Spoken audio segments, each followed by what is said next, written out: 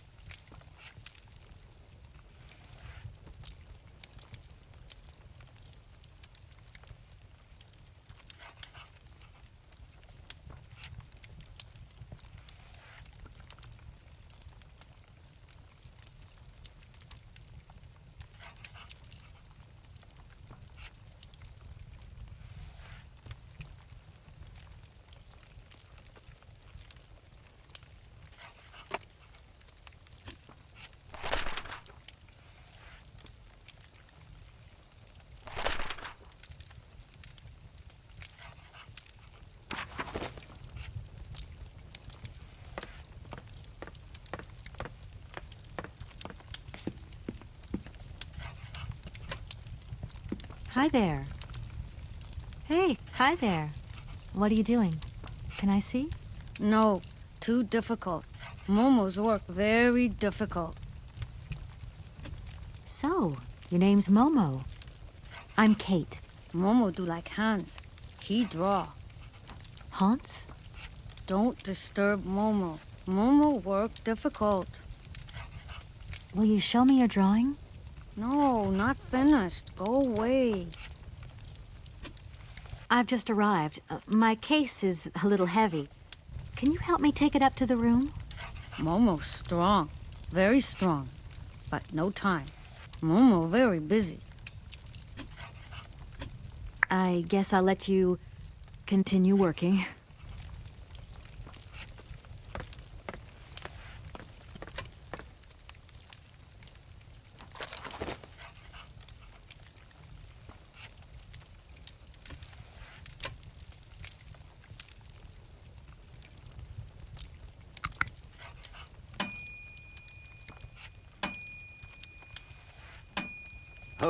Okay, I'm coming.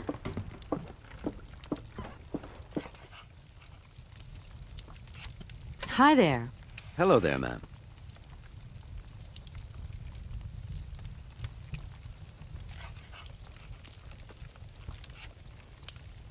I would like a room. My company should have made a reservation in the name of Walker. The company is Marson and Lormont Associates. The name is Kate Walker. Of course, Miss Walker. You are in room 6 on the next floor up. Thank you. Could you possibly take my luggage up, please? Your luggage? Why, of course. Please do excuse me, Miss Walker. We have been neglecting our duties. Guests are so rare these days that we forget our manners. So you're the American woman? Is it true what people say, that you've come to buy the factory? Not factory. Anna's house. Hans' house. Excuse me? Would you quiet down, you mischievous little boy? I imagine our little town must disappoint you. You see, today is very sad for us. It's a day of mourning. Today is the funeral of Miss Anna. Momo sad, but Hans not dead. Hans long way away. Anna told Momo. Anna liked Momo very much. That's enough, Momo. Stop pestering the lady. Now go on, scram. Get out of here, you hear?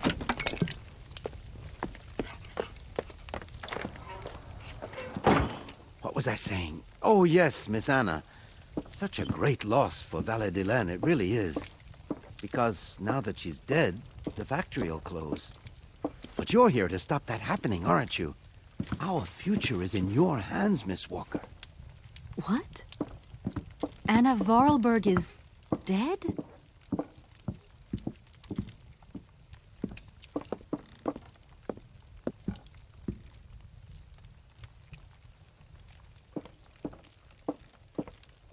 Here's your room.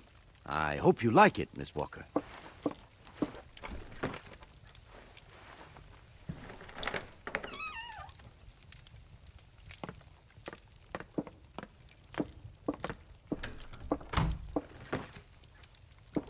I'll leave you to rest for the time being.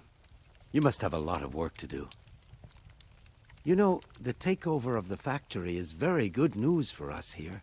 It would make us very happy to see life return to our valley. If only you had seen Virtuallyz before. It was delightful. People came from all over the world to buy Vorarlberg automatons. Ah, somebody has left you some mail, I see. Remember, if you need anything at all, we're not far away, Miss Walker.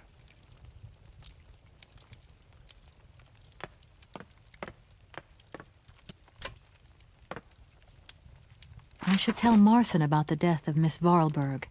I hope this isn't going to get too complicated. I can't see myself staying here too long.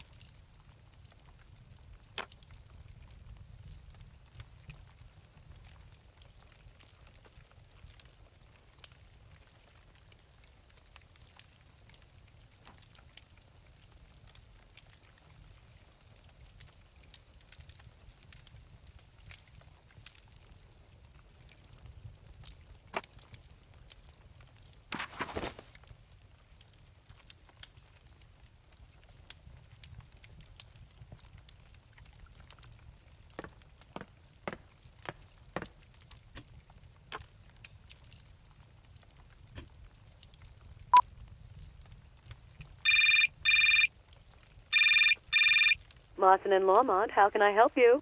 Can you put me through to Mr. Marson, please? It's Kate Walker. Hold the line, please.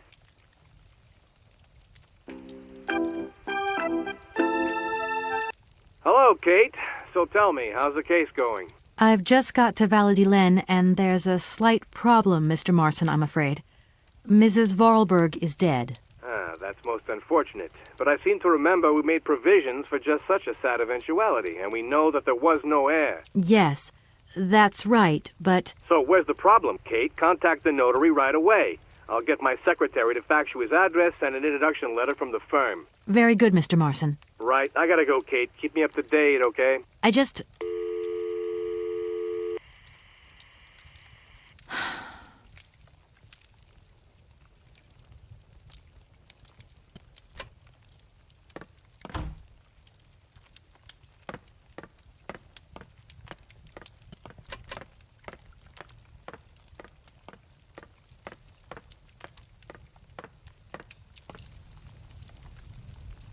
I'm back again.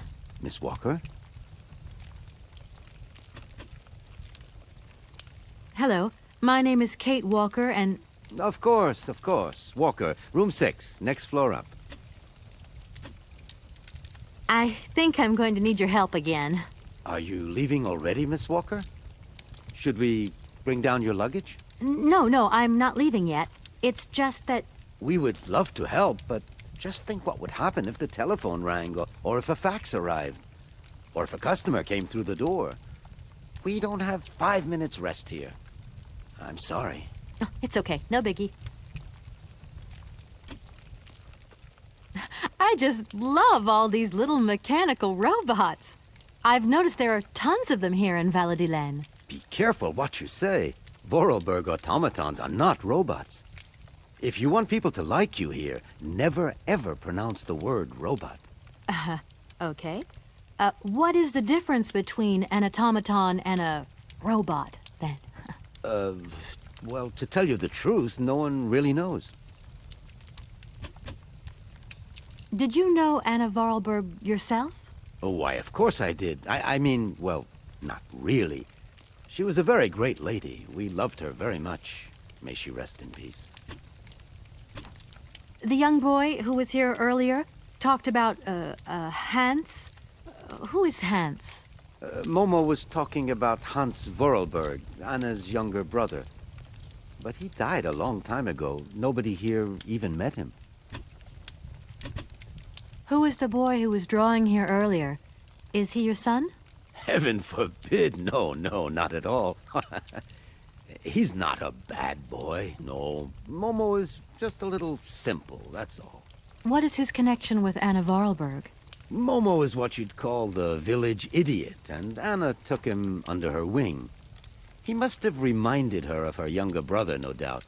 And birds of a feather stick together, don't they? You're implying that Anna Varlberg was a little bit slow as well? Heaven forbid. No, not at all. She was a real loner. She kept to herself, that's all. A fax didn't arrive for me, did it? Maybe. I thought I heard the phone ring. Do you think you might want to go and check? Certainly, ma'am. Immediately. Thank you very much.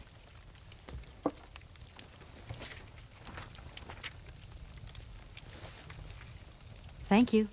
At your service.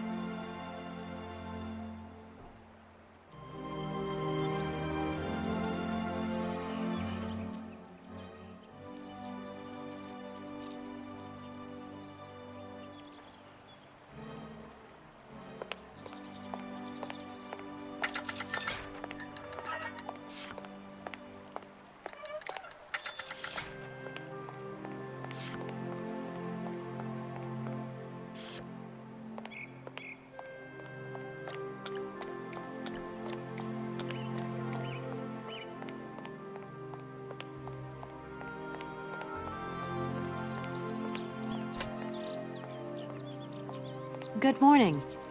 Are you open? Can I buy something from your bakery? No, afraid not. Not possible. We're closed. I can wait a while. You can wait, but we're closed all day. Day of mourning. I'm sorry. Please accept my condolences.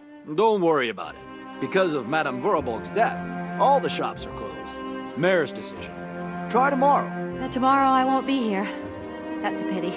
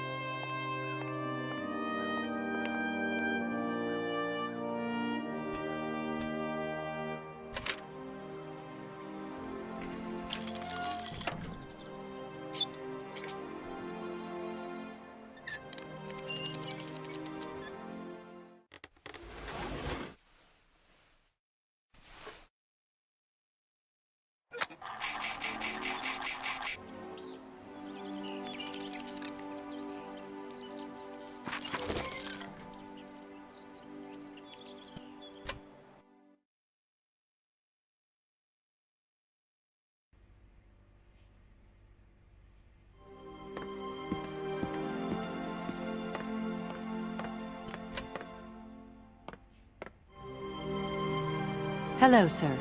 Miss Walker, I presume. Have you had a good journey? Everything went very smoothly. Thank you.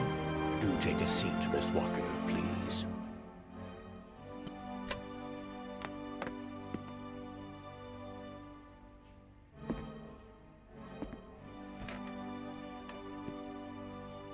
I imagine you are aware of the business that brings me here. Of course, I was waiting for you. I am the legal representative for the Universal Toy Company. I'm responsible for... So I understood, Miss Walker. Seeing how as Madame Varlberg is no longer with us, I trust that I can rely on you to conclude the sale? Please do not set your hopes too high, Miss Walker. I fear that I cannot be of much help to you. You don't find it suspicious that Madame Varlberg left us so suddenly? I would have loved to have met her. Her death took us by surprise. She still seemed to have so much life left in her. Anna Vorarlberg was not only one of my most faithful clients, she was also a very dear friend. Have you ever met Hans Varlberg, Anna's brother? I have a few vague memories of him, that is all. I was very young at the time. Very young. If you don't mind, can we come back to that later? That is a magnificent automaton you have at your entrance. I'm very proud of it. And since my health problems, it has become absolutely indispensable for me. Yes, indispensable. It was Anna Vorarlberg who had the idea. She provided many houses with this kind of machinery.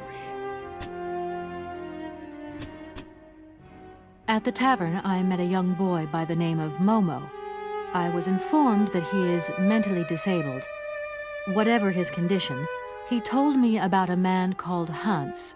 He's apparently Madame Vorarlberg's brother. Moreover, it appears that Hans is not actually dead. What do you think of that? Let us take one thing at a time, Miss Walker. You will receive all the information you need in due course, you can be sure of that. Miss Walker, I am afraid that the sale of the Vorarlberg factory is not as straightforward as it first seemed. Whoa there. Everything was agreed. We'd obtained Anna Vorarlberg's consent, and her death does absolutely nothing to invalidate that. Now, I have to be back in New York the day after tomorrow, Metro Alphoter. My client and I are impatient to seal this deal. I understand only too well, Miss Walker. There is an heir, Miss Walker. Excuse me? An heir? But Madame Vorarlberg never married, as far as I know. And in my last conversation with her, she absolutely never mentioned this detail. Miss Walker, believe me, I was more surprised than you are. Anna Vorarlberg sent me a letter 2 days before she died. Understand, Miss Walker, that had I known about this earlier, I would have informed you. I shall read you the document in my possession. I am so very old. It seems that today life is slipping away from me more quickly than I imagined, and I fear that I will not be of this world to sign the takeover contract for my dear factory. So, I must make this confession to you now. My brother, Hans, is still alive. It would not surprise me if you find this difficult to believe, but it is indeed the truth. You must remember his death, his funeral, too. Even though you were very young at the time, it was but a sordid charade dreamt up by our father. To him, the very idea that his only son should wish to leave Baladilen and abandon the family business was unbearable. When Hans left, he preferred to think him dead and make everybody else believe this too. He obliged me to bear this terrible secret as well. I repeat that Hans is still alive, so when I die, it is he who becomes the sole and rightful heir of our factory. Okay, I see. If Hans Vorarlberg is not dead after all, then I just have to sign the contracts with him. I suppose you've already contacted him? Where can I reach him? The The second half of the letter informs us that Hans Vorarlberg is somewhere in Syberia. I will leave the document in your hands to read at your leisure.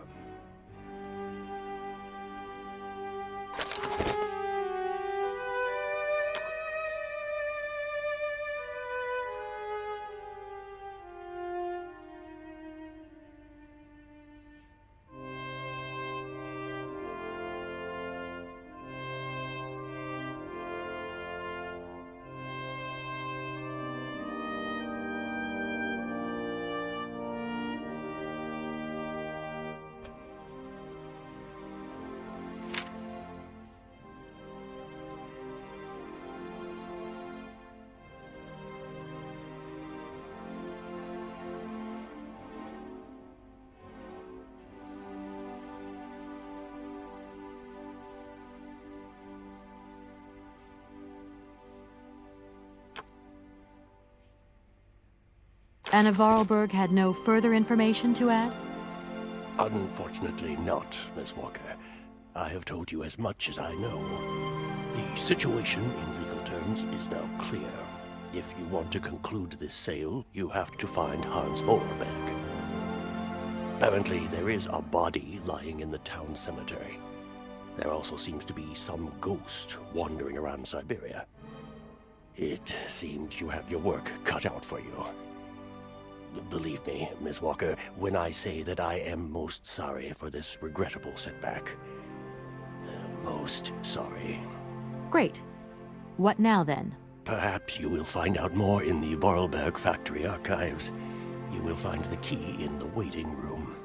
My role in this affair finishes here with the reading of this letter. And now, if you'll excuse me, I must rest. You see, my health is not excellent at the moment, and my doctor forbids me from working for too long. I will not detain you for any longer, Miss Walker. Do not forget to close the door as you go out.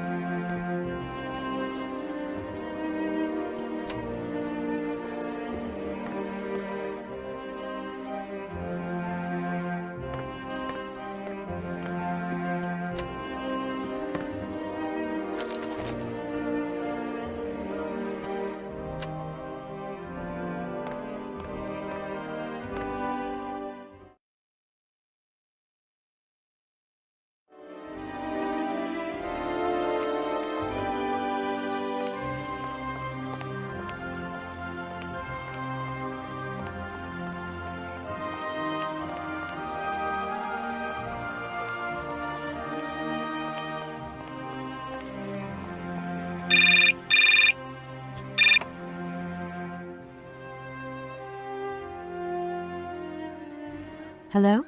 Kate? Dan, I'm so pleased to hear your voice. How are you, honey? Did you have a good journey? Have you settled in? It was long, tiring, damp especially, but I'm okay. Especially when you... Everything going as planned? Yeah, I mean, well, not really. It's not exactly what I thought it would be. You know, everything's so different here. Actually, while we're on the subject, I managed to free myself up tomorrow lunchtime. I'll come and meet you at the airport.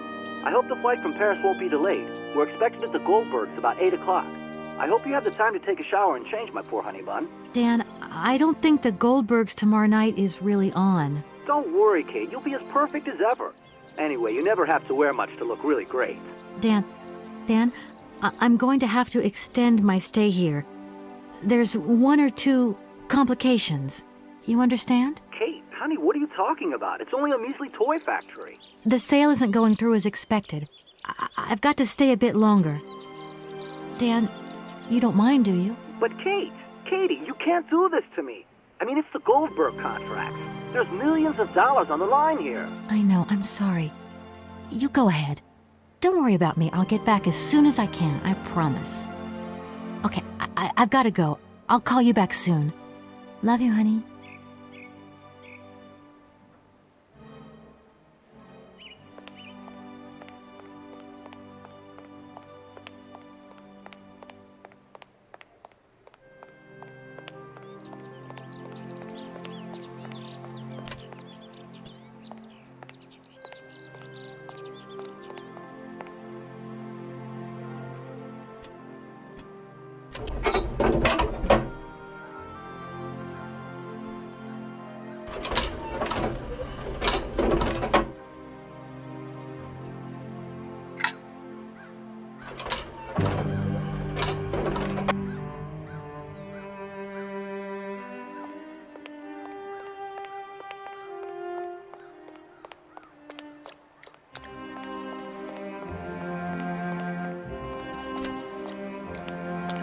Good morning. Good morning.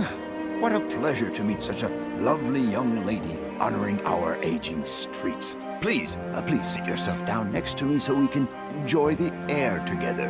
It would be a pleasure, but I'm afraid I don't have the time. Some other time, maybe. I hope so, miss. I remember when these streets were full of vibrant life. In those days, there was a charming encounter to be had round every corner. Our good little town of Valadilen is not what it used to be. It looks like things have changed a bit around here. Our children have all left the valley. They need to earn a living, don't they? Can't really blame them. You have to move with the times, don't you? And it's not at the Vorarlberg factory that they'll find jobs. Being excluded from the world is not an easy burden to bear, believe you me, miss. But it's such a pretty little village. I can tell you're not from these parts. I hope you enjoy the pleasures that we still have to offer. Good day to you.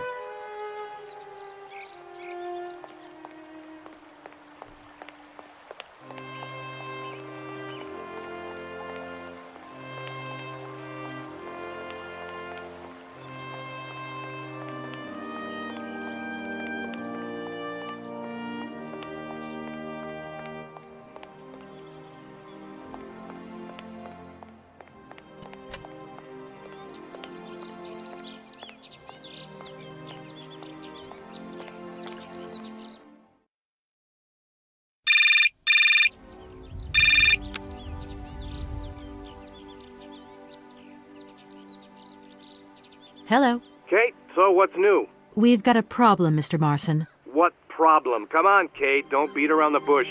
There's maybe an heir. What? Hans, Anna Vorarlberg's brother. Looks like he's still alive. We can't buy the factory without his consent. What? What is this? Where's this mystery brother come from? And more to the point, where is he? What did the notary say? Nothing. I mean, nothing else. You know, sir, it's an odd town here. Everything's odd. The people, things. The situation's not straightforward. I have a small bit of research to do. Listen to me, Kate. Universal Toys is one of our biggest clients, and I don't care how weird that town is. All that matters is that you do not set foot back in New York before you've tied up the deal. Get the picture. Yes, Mr. Marson. You can count on me. Darn it!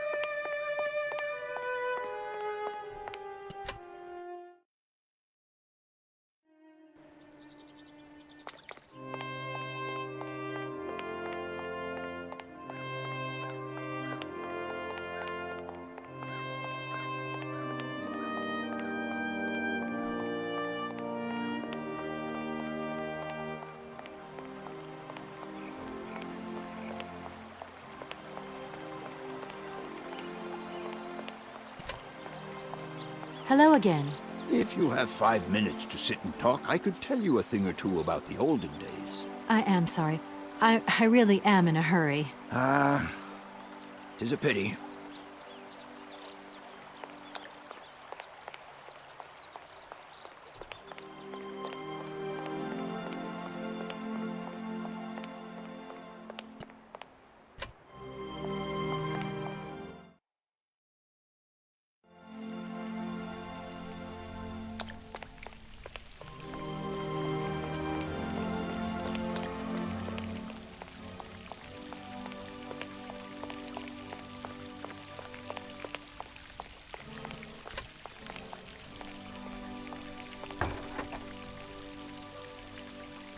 The door's locked, but I've still got to get in there.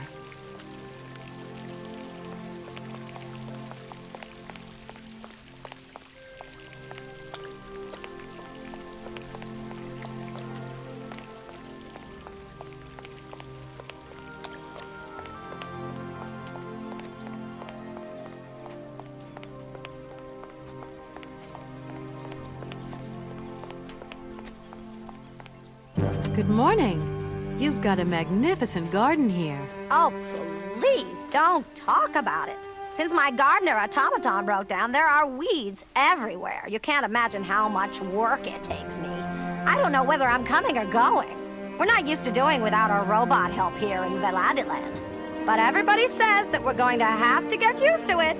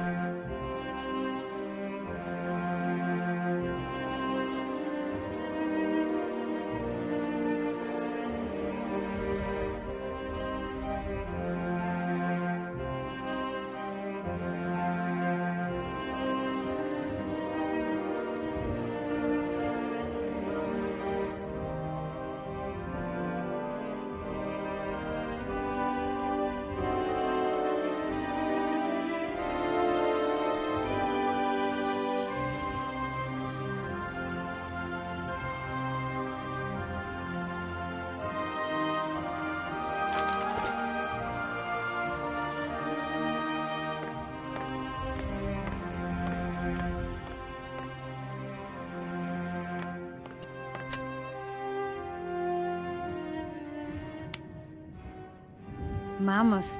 You draw mammoths for Momo? Ah, Momo, it's you. You scared me.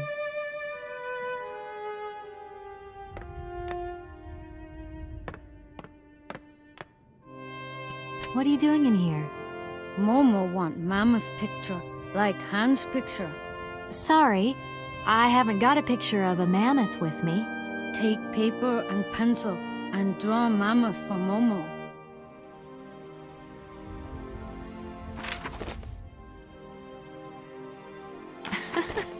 You don't give up easily, do you? Momo, I've got something else I want to ask you. Momo listening. What's going to happen to you now that Anna is gone? Momo big now. They want Momo live at inn. Momo don't want. Momo take care of Momo. From what I've seen, you look pretty resourceful. Tell me, Momo, did you come here a lot with Anna? Mm-hmm. Anna like Momo. Anna like Hans. Anna on journey. It must be fascinating to live in a village full of automatons. Automatons made by hands. Difficult work. When Momo big, he do like Hans. Momo friend of automatons. Do you know if Anna came here often with Hans? Momo want Mammoth picture, like Hans' picture. You're a sweet kid, Momo, but I can't draw. Least of all, mammoths. Draw mammoth easy. Hans draw mammoth. Anna draw mammoth. Kate too. I mean, maybe I could do a quick squiggle of a box, say, that has a mammoth inside. No, Momo want a real mammoth. My goodness, you are one stubborn boy. Momo, I've got to go now. But see you later, maybe.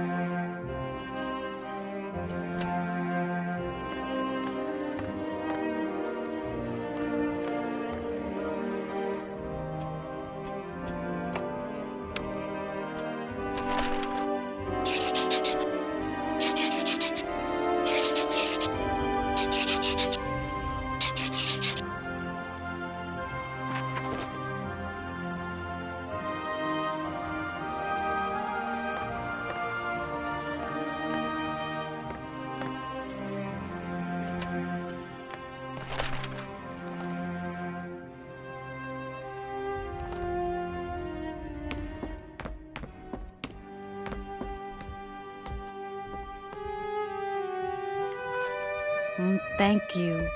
Momo happy. Now follow Momo. Momo show his secret to Kate.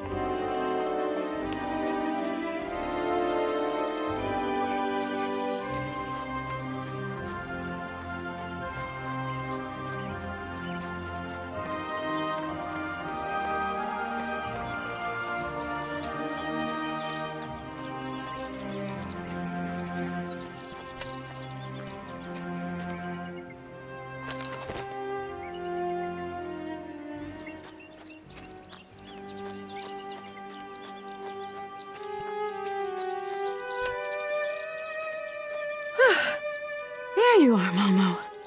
This is some walk you've taken me on. I've got to say, though, it sure is mighty pretty. Momo come here often. Momo like make splash in water.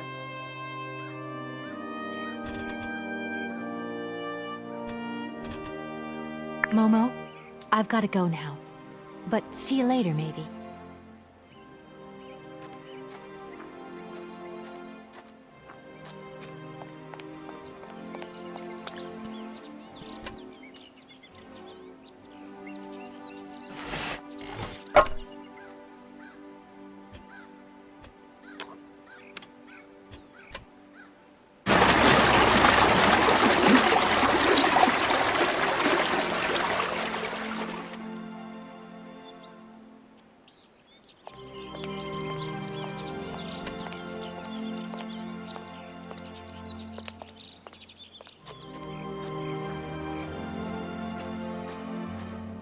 Momo, I've got something else I want to ask you. Momo listening? Will you come visit the cave with me? No. Momo too scared. Momo, I've got to go now. But see you later, maybe.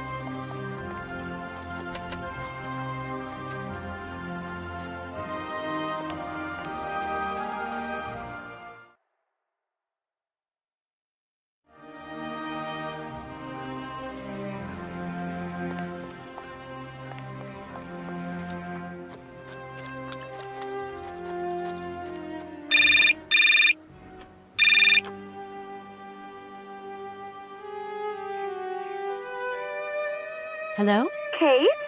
Is that you?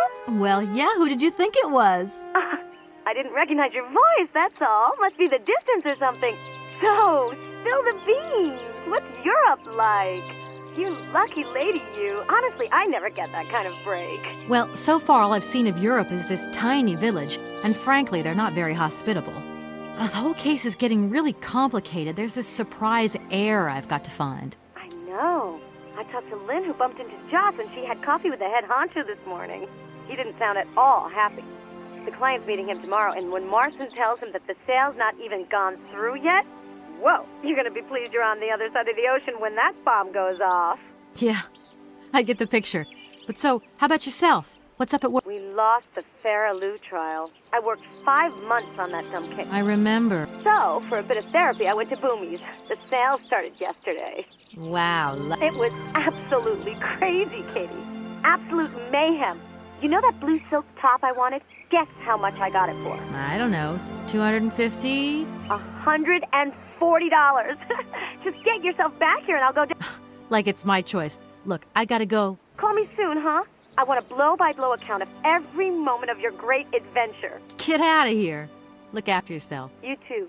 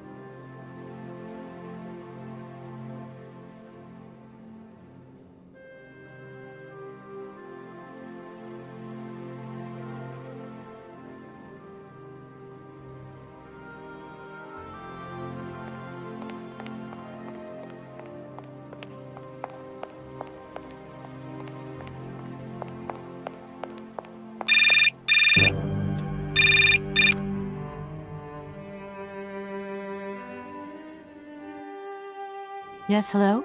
Kate, what happened to you, my poor munchkin? I've been trying to contact you for hours. I'm in Europe, Ma. Job thing. What? Europe? My God. Oh, I've got such happy memories of Europe. Some of them even involve your father, but that's enough of that. Tell me, where are you? Paris? London? Venice? Valladolid, yeah. I know, it's a bit out in the boonies. What in the world are you doing out there? You know, business. I've got to see through the takeover of some old family business that's got a few debts. It's a really charming place, but there's one or two weird things going on here. I can't go into it now. Oh, well, that's right. Your old mother's too dumb to understand it. You really do take after your father sometimes. Mother. Kate, you'll never guess who I saw yesterday? Ma, I haven't got a lot of time, you know. Frank! Ma, please. I've got to go. Frank! Frank Malkovich, the Russian opera singer. Well, maybe you don't remember him. He was quite a star in his day. Listen, Ma, I really don't have the time. I'll call you back. He is as charming as he always was. We spent the... Mom, I really have to go. I'll call you back, I promise. Lots of love. Kate!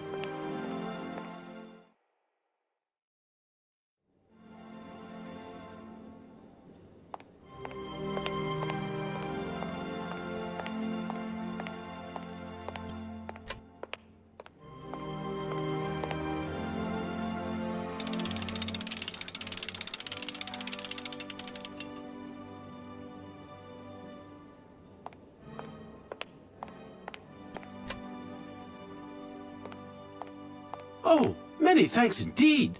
I am most embarrassed for you to see me like this. I lack a certain completion. You see, nobody here found the time to polish off the finishing touches. Honestly, these days, we really have lost the art of good workmanship. Yeah, maybe. With whom do I have the honor of speaking? Could you please state your identity, articulating clearly? My name is Kate. Kate Walker. Allow me to introduce myself. I am Model XZ2000. My common name is Oscar. I represent the technological zenith of this factory's production. I have been designed to drive a locomotive. A touch messy, but an essential task. Have you logged my first and last name? Perfectly. Kate Walker. Pleased to meet you. Me too, Model XZ2000.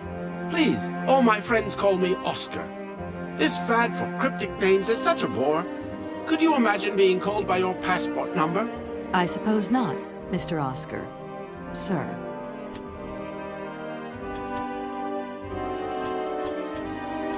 Has it been a long time since you last saw Anna Vorarlberg? 72 hours, 32 minutes, and 20 seconds to be precise.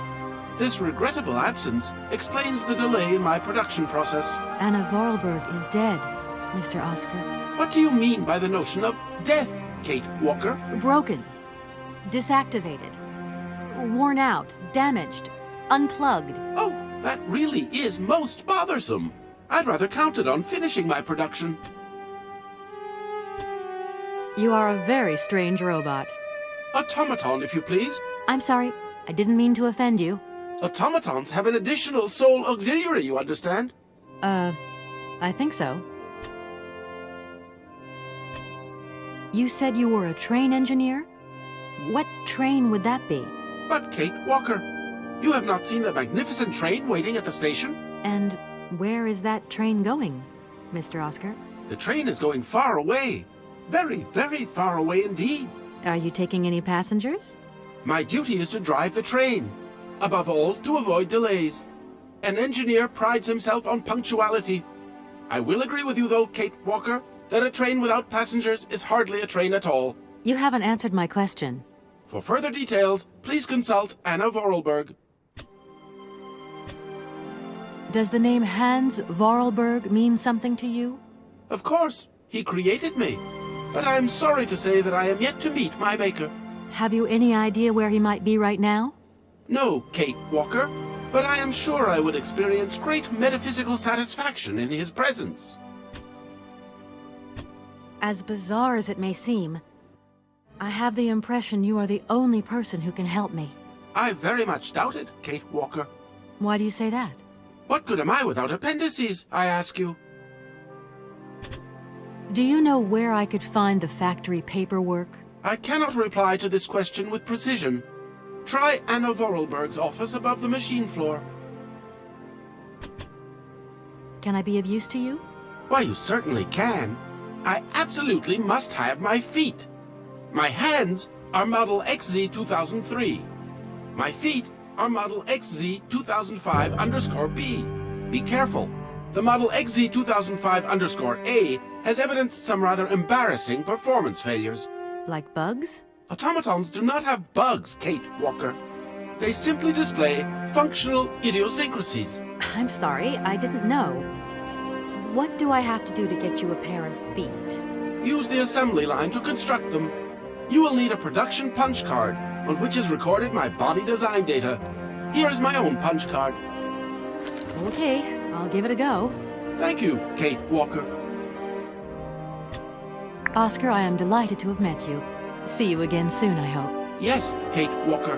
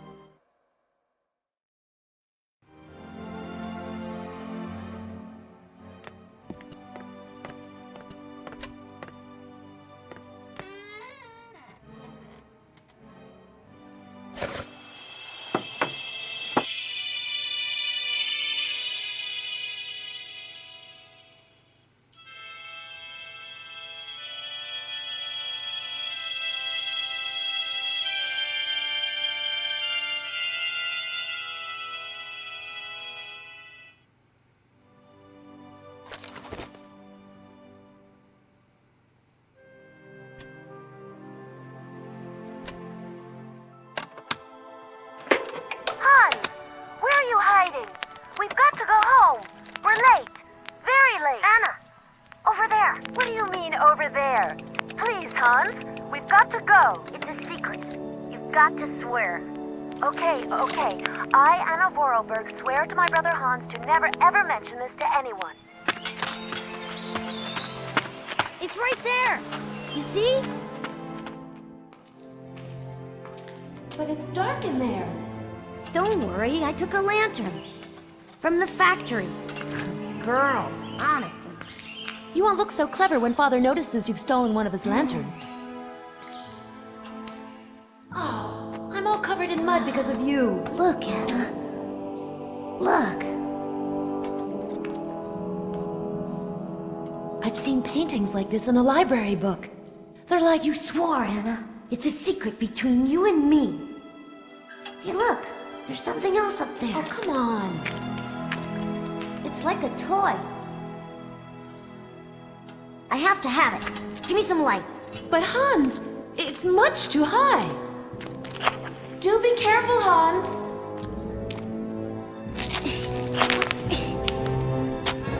Hans, be careful!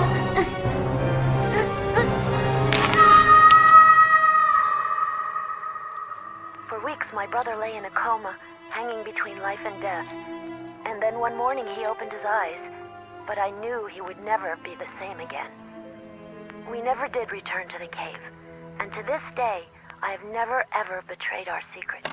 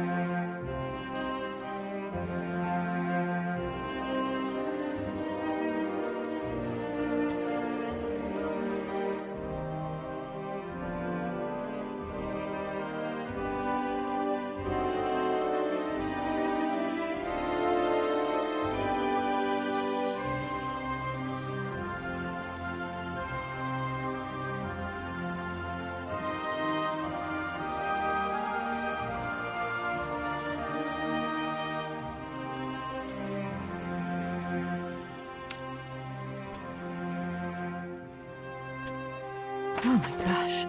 Invoices, invoices, more invoices.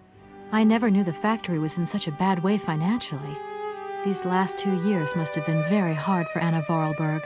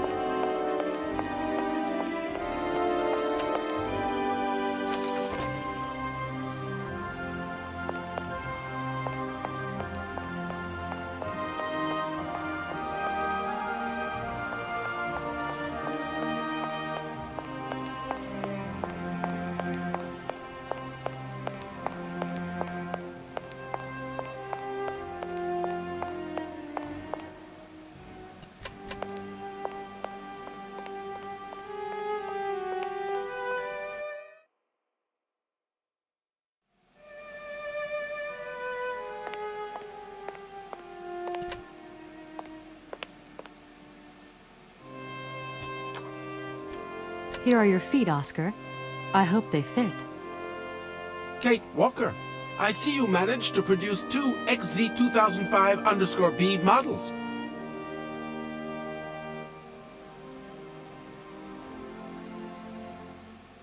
Allow me to express a real feeling of joy, Kate Walker. They really suit you. Comfy? Very. You are very kind, Kate Walker. I am sorry to have to leave you. Where are you going? I must find my train. Its departure is imminent.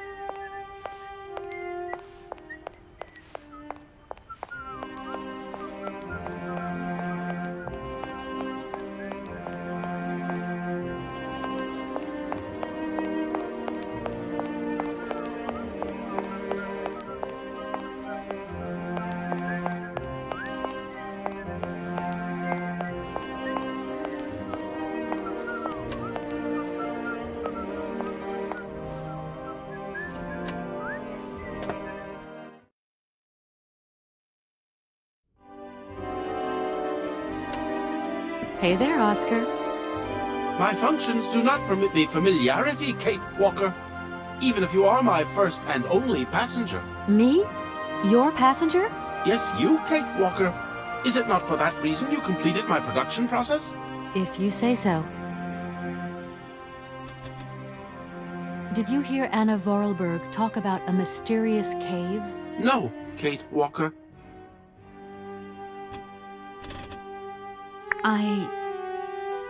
I have decided to come along for the ride, Oscar. Ready when you are. Your ticket, please? My ticket? What are you talking about? The rules clearly state, Kate Walker, every passenger of this train must possess a ticket. Okay. And where do I get hold of a ticket? Only the ticket vendor may issue tickets. You are in luck. The ticket office must be open now. You should go there immediately.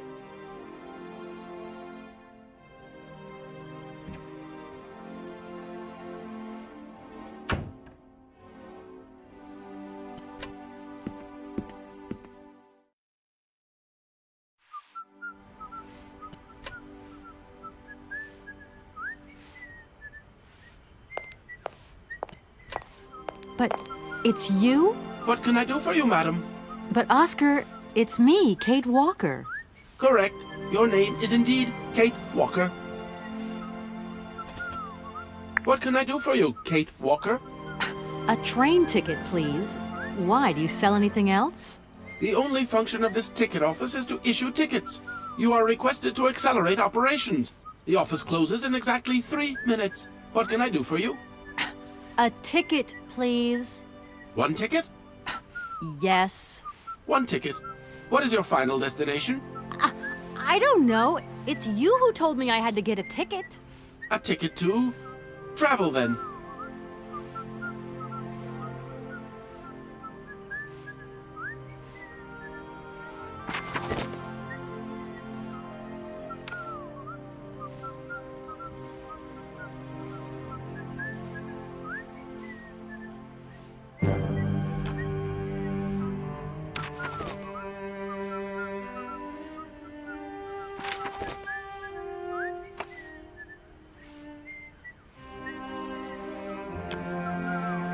There you are. Do not lose it. This office is not entitled to produce duplicates. This advice also applies to the accompanying documentation. What's that? The authorization for the release of the train. The ticket officer may ask you for it at any time. But I mean, you are the... Attention! The exact moment has arrived to close this office.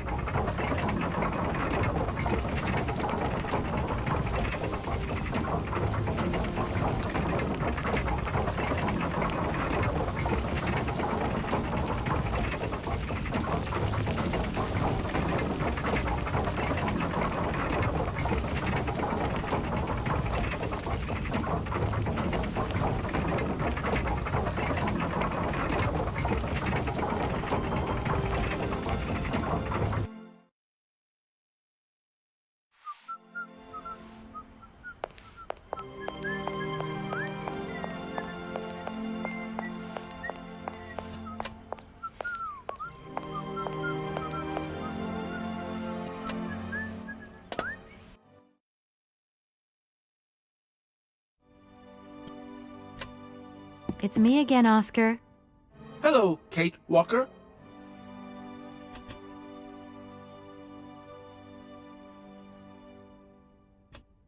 Here.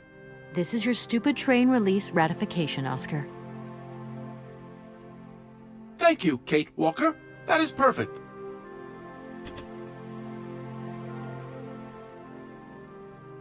There you are, Oscar. Does this mean we can leave now? I cannot accept this ticket for the moment, Kate Walker. Keep it. I don't understand why we can't leave. I'd hate to think it's me that's delaying the train like this. I do not wish to appear impolite, Kate Walker, but I am afraid that not all departure conditions have been fulfilled.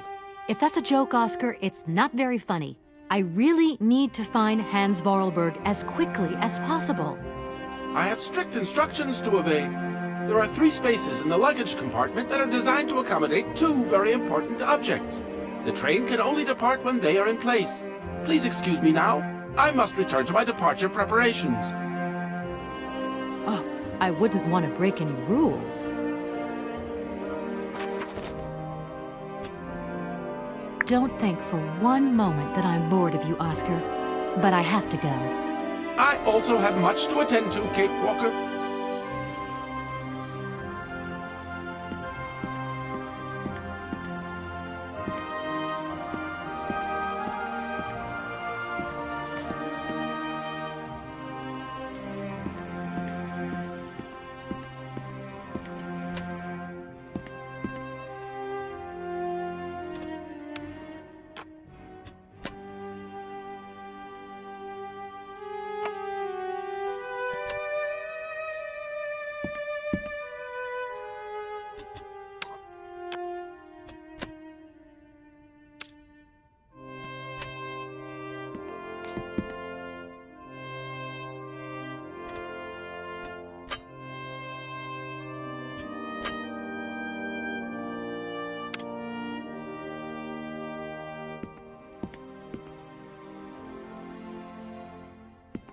It's me again, Oscar.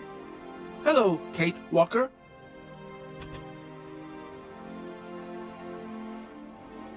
There you are, Oscar. Does this mean we can leave now? I cannot accept this ticket for the moment, Kate Walker. Keep it. I don't understand why you're still refusing to take this ticket. Everything is in order, and an engineer prides himself on punctuality. Yes, Oscar, I remember. But what now? But what's up, Oscar? Why haven't you returned to your engine room? If I may be so bold as to express a personal opinion on this matter, Kate Walker? I'm all ears, Oscar.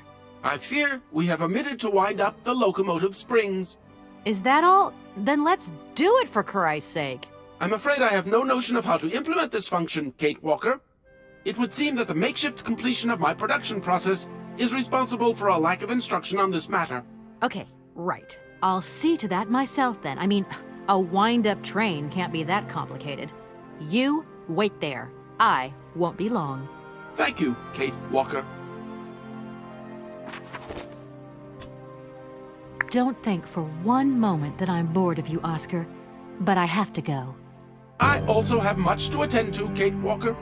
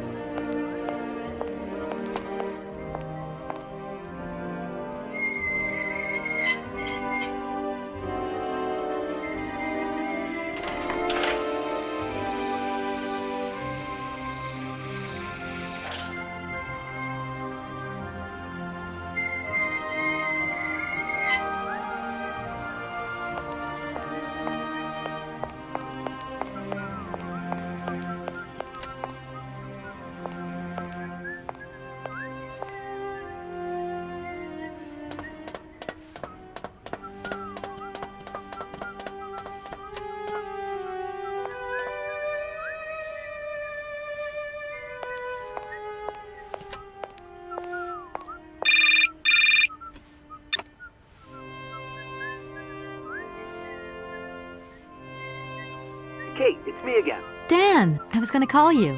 Yeah. Are you mad at me? I've just called Marston and Lorma. They told me you weren't expected to return this week. Oh, yeah. So when are you coming home? I don't know. There's nothing I can do about it. The situation is kind of tricky, you know. At the beginning of next week, I hope. Yeah, whenever. Dan, please. Just hang in there, okay? The stakes are higher than I thought, and you know how much I love this job. I suppose it's neither here nor anywhere to you that the Goldbergs are going to... It is. I mean, it isn't. I mean, Dan, this really isn't the moment. You know I'm thinking about you. I love love you, sweetheart, and I'll give you a call when I have some news. Promise. I've got to go now. I've got kind of a train to catch. A train? Where are you off to now? This is crazy, Kate. To tell you the truth, I've no idea. Love you, honey. You know that. Kate!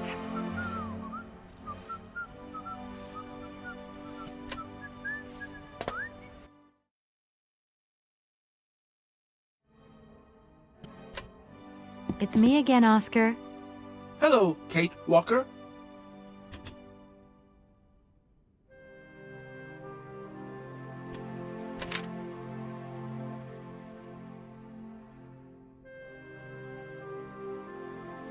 Right, everything is in order then. The train is finally ready to leave. I am most terribly embarrassed. Such ignorance on my part is inadmissible. I hope you still have confidence in my abilities, Kate Walker. Please, return to your seat and we can leave. Finally.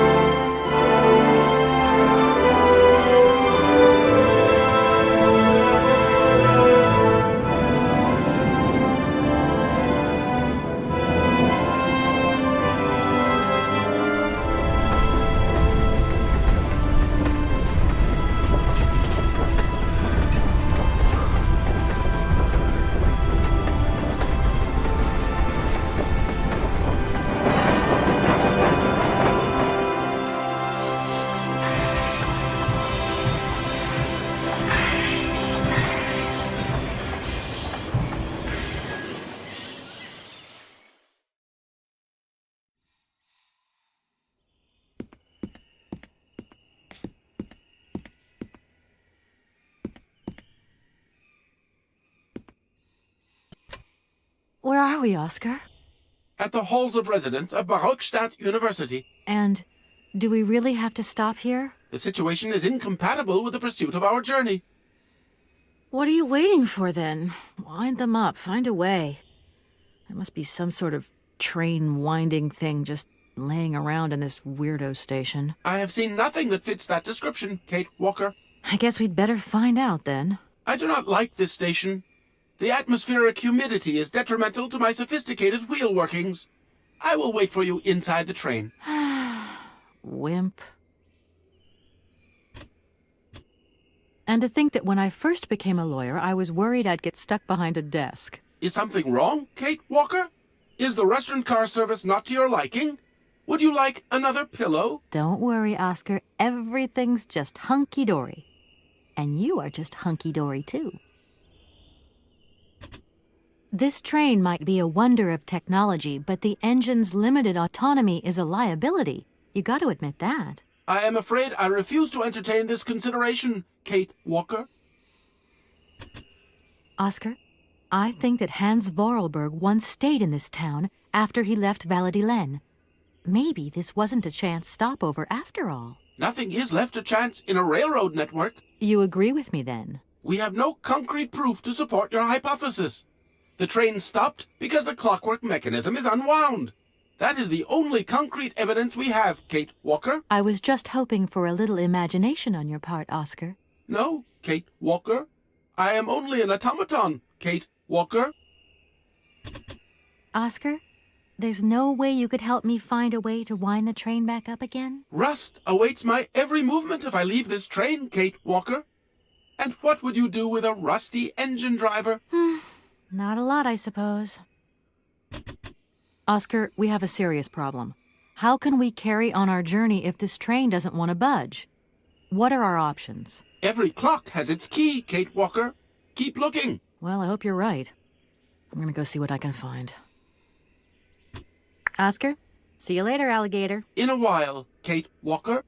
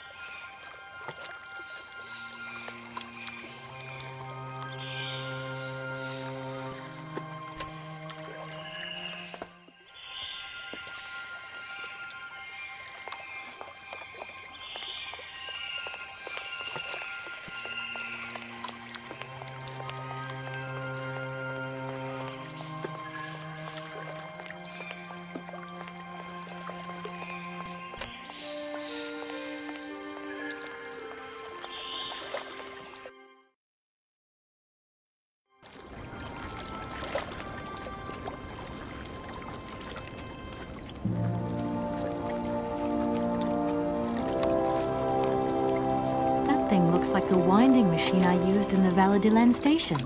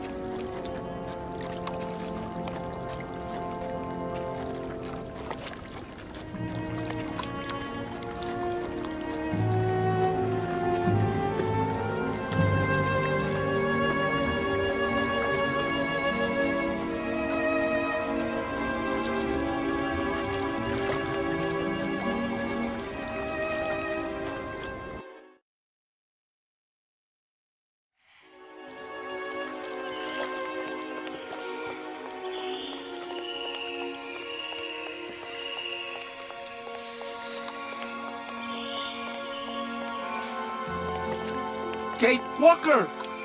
Kate Walker! Come over here, please! I have something to say to you!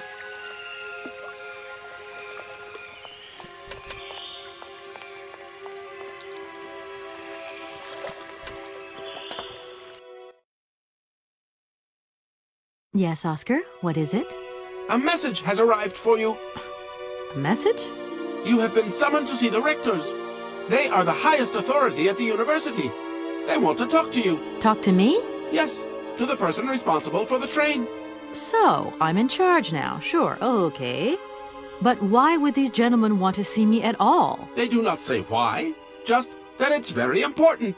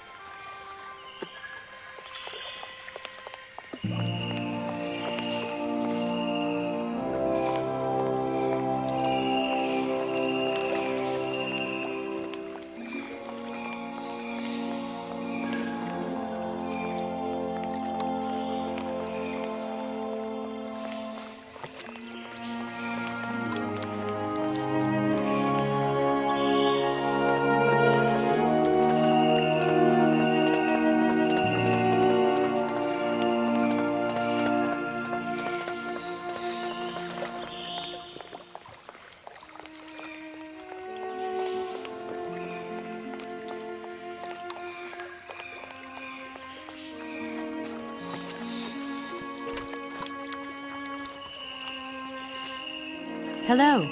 You arrived by train, I see. Yes, I've come from Valladolid. It's been a long time since I've seen a train here. Students, did you bring students with you? No, I traveled alone. Well, almost alone. I remember around the start of fall, trains would bring kids from all around the world here, studying zoology and botany, paleontology, and all that stuff. This was a great university. And it isn't still great today, then? Today? Well,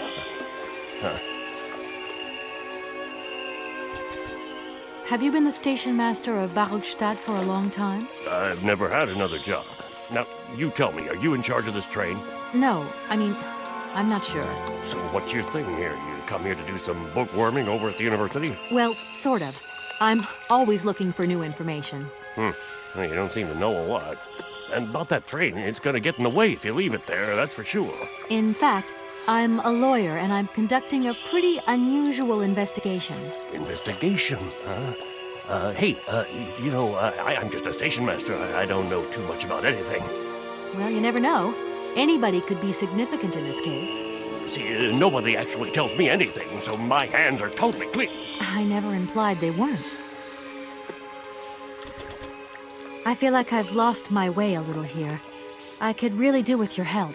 Hey, anything I can do, miss, you just let me know. The name Hans Vorarlberg doesn't mean anything to you by chance, does it? Oh, do you really think I'd remember one little name from the thousands that pass through this station? I've got it. I found a winding machine. Down over there, along the track. A winding machine? I knew that strange gizmo had something to do with trains. How does it work then? I was going to ask you the same question. Miss, I only feed the birds and water the plants. Mechanical stuff's just not in the job description, okay? I'm sorry to junk up your station like this, but the spring mechanism on my train needs winding. A spring-operated locomotive. There's a thing. Yeah, and an impractical thing, too. Yeah, I always dreamed of taking a train. But now, I'm over the hill. And someone has to take care of the birds, after all. All these birds in a station. It's amazing. This is no ordinary station, miss. Oh, no. These birds are part of the prestigious University of Barogstadt Ornithological Collection. Over the years, this aviary has housed some of the most fantastic species from all over the world. And I am not exactly your typical station master either. This world is my responsibility, and that is no easy task. I can well believe you. And you know what's the hardest? The hardest thing is to keep interspecial harmony. And one day some explorer introduced a couple of cuckoos from the Amazon. Whoa! It wasn't a good idea? A nightmare. You know, cuckoos lay their eggs in the nests of other species, right? Now, what's more, they also push the host's eggs out of the nest so that they receive all the mother's attention, right? Accursed cuckoos. Nightmare. I see what you mean. That's one tricky bird. And there was nothing you could do to stop it? The faculty declared the bird a protected species. If it wasn't for our mechanical eagle, we were sitting on a major ornithological catastrophe. You have an automaton here? A wonder of technology. It's an eagle that's mounted on wheels in the air. It passes through and it swoops down to collect parasite eggs. But heck, the dang eagle's been out of order for several years. Impossible to collect the eggs myself. Why not? I can't climb up the gangway. I fell off it several months back, and I still have a pain in my spine. Not to mention the vertigo I've been getting. I only have to look up in the air. Whoa. You poor soul. That must be very hard.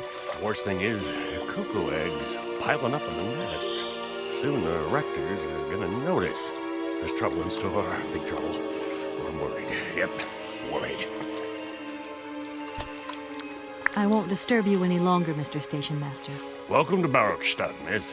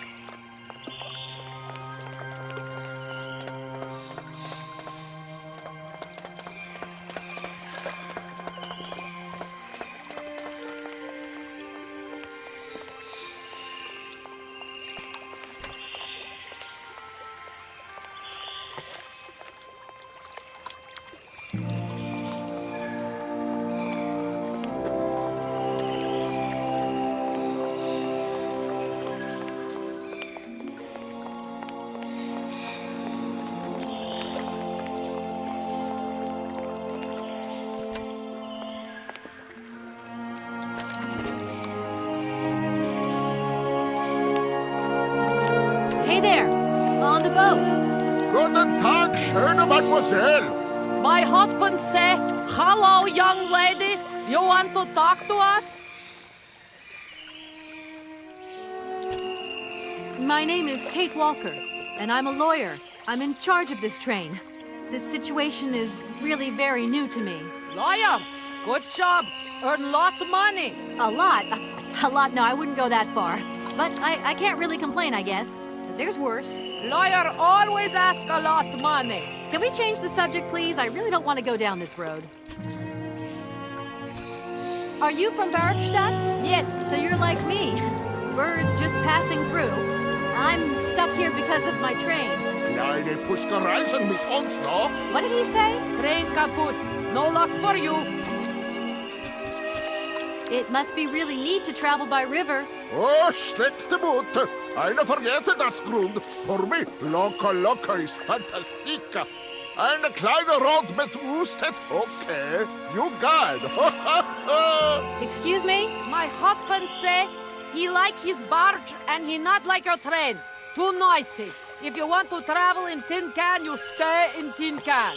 Sure. You must really get to see the countryside. Do you know New York at all? We not understand.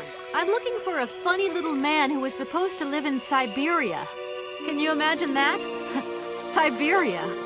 I expect you've already been there. Sie fragen, kommen to Syberia? Siberia? No. Too cold. Barge no break ice. Have you gone down to take a look around the station yet? It's amazing. You know, it's full of exotic birds. Me to my gear? Ja. Ja, mit pleasure. We no leave boat. Husband is land sick. I have a little problem with my train. It's kind of broken. I've absolutely got to get it out of the station. Do you think you could tow it over to the wall with your barge? Lock closed. Barge blocked. But if the locks were open, would it be okay to tow my train then? Por que no? More money for that work. Da, it's possible. My husband say we help you if you give money. Right. And how much do you want? Ci quante? He want $150. $150? I don't have that much. No money, no barge. Let me offer you $75. Nay, $125. Out of the question. $100 and not a dime more. Correct. You have barge for $100. Great. Now, don't move. I'll be back as quick as possible with the money. It's not very polite of you to take advantage of my predicament. We could have done favors for each other, for free, out of solidarity. Favor, alors speak not full. Money, ja, muy full. Excuse me? My husband say need money for leave. $100 not lot for fancy lady like you. How would you know a fancy lady like me, really? I hope my train isn't too big for your barge. It's okay. Motorboat, erste Klasse. My husband say correct. Powerful motor. I mean, we're not exactly very far from the winding machine, are we? It's dumb, isn't it, all this effort to go a few yards? Put train in barge? Not possible. I'll leave you to it. I won't disturb you again. До свидания.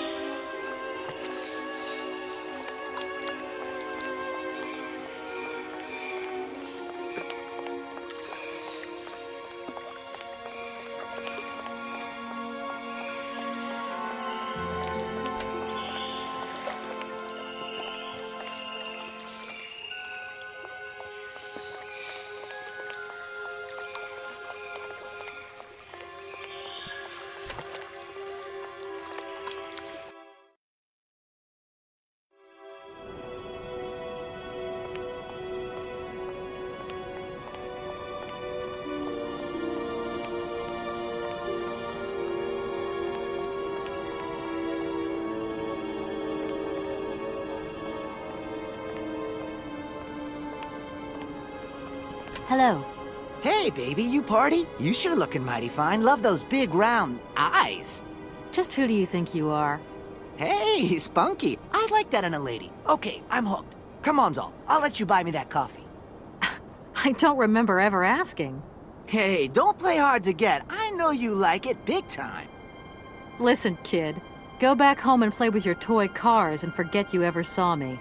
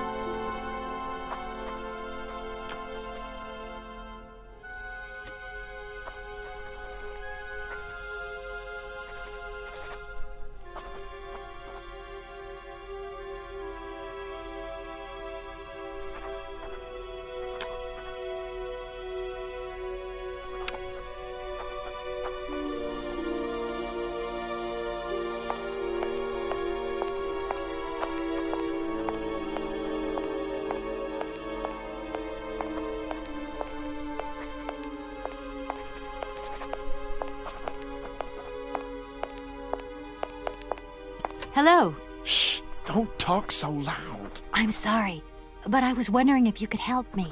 Can't you see I'm very busy? What are you looking for? None of your business. Now, if you don't mind, I am trying to concentrate. I haven't got a lot of time left before Professor Pons's next tutorial. Professor Pons, you say? Would you mind working elsewhere, please?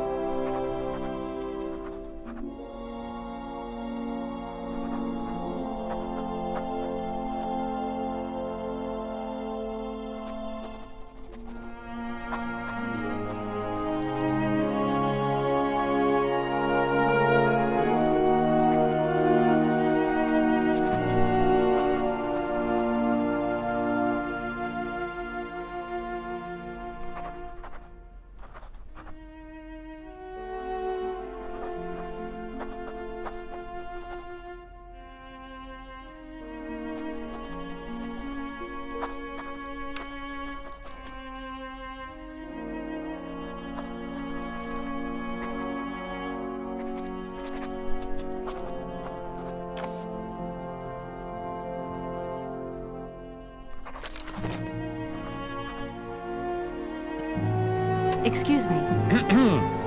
disturb you a second? No.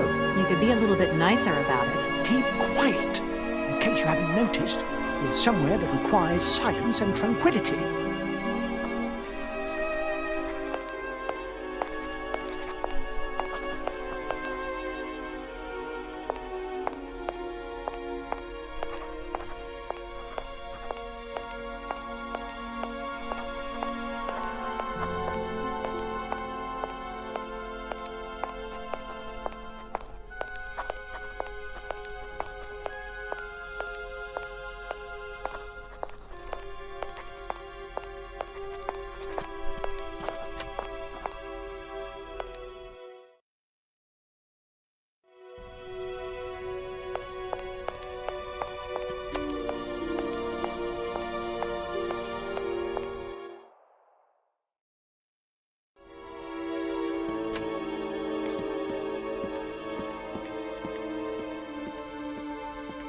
Good day to you, gentlemen. Tell me, young lady, to what do we owe this pleasure? Please do be brief. We do not have very much time on our hands. As rectors of this university, we have serious matters to attend to, and our time is precious. I have heard you wish to meet the owner of the train that is currently in your station. May I know the reason for your summons? We are surprised that your train has not yet left, miss. The situation is most regrettable. The rules do clearly state that trains are meant to come and go and not remain stationary at a platform. Trains should first stop, then subsequently leave. That is the rule. We agree then, dear colleagues, that what we're dealing with is deviant behavior. This matter really is cause for concern. It's a clockwork train, you see? So it needs winding up again. Unfortunately, there is no equipment in the station to do this. A clockwork train? That's strange. How very quaint. You mean it's some sort of mechanical toy? You are causing a hindrance to us, miss. I am very hopeful that I will find what I need along the wall. The wall? Miss, that really is not a suitable place for you to go. Especially for a young lady. You see, miss, we freely admit that every day we praise the existence of that particular edifice.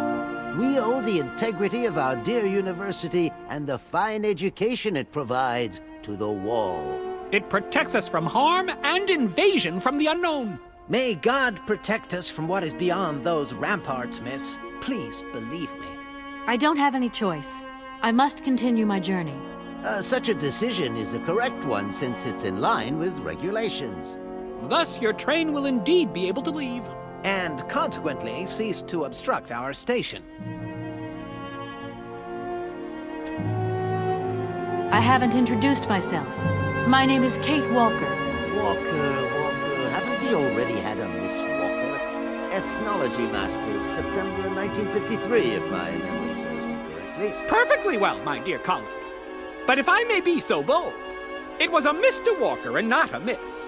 It was Bill Walker, sat this June 68 exams. The impudent fool turned up for the oral assessment in G's, flouting strict internal regulations which explicitly state the required uniform for the occasion. Pure incitement. It was scandalous. Sadly, we have seen worse since. Young people lack all respect of traditional values. Tradition, young lady. One must always uphold tradition. Can you possibly help me out here? Miss, your insistence is almost verging on indecency. We cannot constantly be at your disposal. We have many other requests to attend to. If you don't mind, could you not disturb us all the time? Thank you. You see, I didn't actually intend to stop here, but the springs of my train gave up, you see? No, not really. You mean to say you're not a student? You have arrived a little late in the term, miss. Enrollment for this year has already terminated. But as rectors of this university, and therefore representatives of its highest authority, we could bend the rules a little, if you like. You don't understand. I'm a lawyer from New York, or rather Valladolid more precisely. My client wants to buy out an old mechanical toy factory, but its heir isn't actually dead and is living somewhere in Syberia. I've got to get to him to sign the sales contract. You see? Not really. This is a most peculiar tale. A kerfuffle of the highest order. We have an excellent law school, if you should ever change your mind. That idea of the station aviary is really very original. It's the pride of our university. One of the specialties taught here is zoology, you see, and more particularly, ornithology. Proper study and instruction should not be limited to books. Observation of living matter is indissociable from theoretical questions. It contains some very rare specimens that have been brought back from faraway, exotic countries, especially for our university, by the world's most intrepid explorers. Do you remember Alexander Valenbois and his peculiar bird? Absolutely. His gift produced some very embarrassing long-term consequences. A poison chalice indeed. It must be said, the situation could have been much worse, however. Oh, yes, it could have been terribly problematic. Does the name Hans Vorarlberg mean anything to you by chance? Ah, one of the brightest, most idealistic intellects to have graced our university. Hans Vorarlberg. I remember speaking to him once. I was still a student at the time. He just stared at me, lost in thought for a while. He scarcely ever said a word. But how can one forget him? Idealistic? I'll grant you that. But bright? Oh, don't go too far. He was completely incapable of passing any exams. All he ever did was to sit in on lessons, and not many of them either. Paleontology, mainly. He had an unhealthy passion for mammoths, which matched the state of his intellect perfectly. That is to say, prehistoric. Prehistoric? How dare you? A little far-fetched, maybe. But he did have flashes of intellectual brilliance, comprehensible only to high-minded scholars who hold no score by appearances. My dear colleague, your hasty conclusions are somewhat cavalier. My assessment is wholly accurate. The boy was a little odd. You must concur if my father, who was rector of the university at the time, had not shown great indulgence towards him. Hans Vorarlberg would have never attended this establishment. What about the bandstand, then? Is that the work of a deranged mind? Even after all these years, you are still jealous of it. My dear colleagues, I beseech you, let's show some decorum. We have a visitor. What do you want with Hans Vorarlberg, miss? Are you a member of his family? No, not at all. I'm looking for him to clear up an inheritance matter. Is he still here? What? Here? At the university? No, not at all. He left a long time ago. Yes, a very long time ago. The very year I was nominated to this position, in fact. Almost 50 years ago already. The poor soul moved on once he learned all he needed to know about mammoths. Ah, this establishment was never quite the same after his departure, it must be said. You mean to say it was never as bad? All that oddball brought to this university was his misplaced fantasies. Gentlemen, let's try to retain the calm and level-headedness that befits our position. I have heard you wish to meet the owner of the train that is currently in your station. May I know the reason for your summons? We are surprised that your train has not yet left, miss. The situation is most regrettable. The rules do clearly state that trains are meant to come and go and not remain stationary at a platform. Trains should first stop, then subsequently leave. That is the rule. You wouldn't know if there is any Forest Sauvignon here in Barakstadt, would you? Absolutely. When he says absolutely, he means, of course, absolutely none. What we mean, of course, is that we are absolutely positive there is no Forest Sauvignon here in Barakstadt. Really? Are you sure? Because I read in a book that Barakstadt possesses a number of plants. I wouldn't mind getting a hold of some if possible. Out of the question, miss. The assistant rector means to say that our priority is for you to remove your train from our station. Your research will have to wait until your next stop. Yes, that's right. Your train must leave the station immediately, so please refrain from wasting our time in needless visitations. Don't forget the regulations, miss. Don't forget them. Trains should first stop, then subsequently leave. And quickly! Some sailors have agreed to tow the train, but I don't have enough money to pay them. I was wondering if you could help me out. For a while. I could work for the money. Please wait, miss. We have certain confibulations to attend to. That is right. We must confibulate between ourselves. A collegiate decision must be taken. I hope that we are not indisposing you in any way. Why not? If it helps us get rid of that train. My word, that is a fine idea. What do you have in mind, gentlemen? When you arrived here, you must have noticed a splendid bandstand which honors the main university courtyard. A unique piece of mechanical craftsmanship which no longer works, alas. Why, yes, we have very moving memories of its melodies. We're prepared to offer you a financial reward if you can set it working again. With pleasure. What do I have to do? Unfortunately, my dear, time and rust have taken their toll on this university, and our automatons no longer have a spring in their step. You are going to have to be resourceful. To tell you the truth, there are a number of complex mechanisms here in Barakstadt, and it would appear that we have unfortunately lost their operating instructions. Your train, however, is an extremely ingenious invention, so you should be no stranger to complex mechanisms, should you? We are therefore counting on your ingenuity, miss. I hope that I can show myself worthy of your faith in me, gentlemen. Well, my dear colleagues, one more university matter nicely tied up.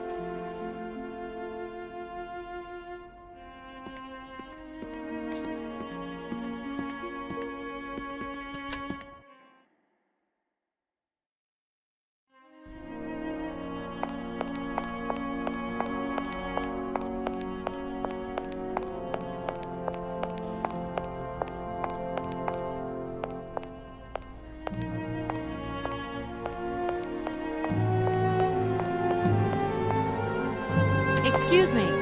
Sir, please, just a moment. Yes, what is it? I'm not deaf, you know.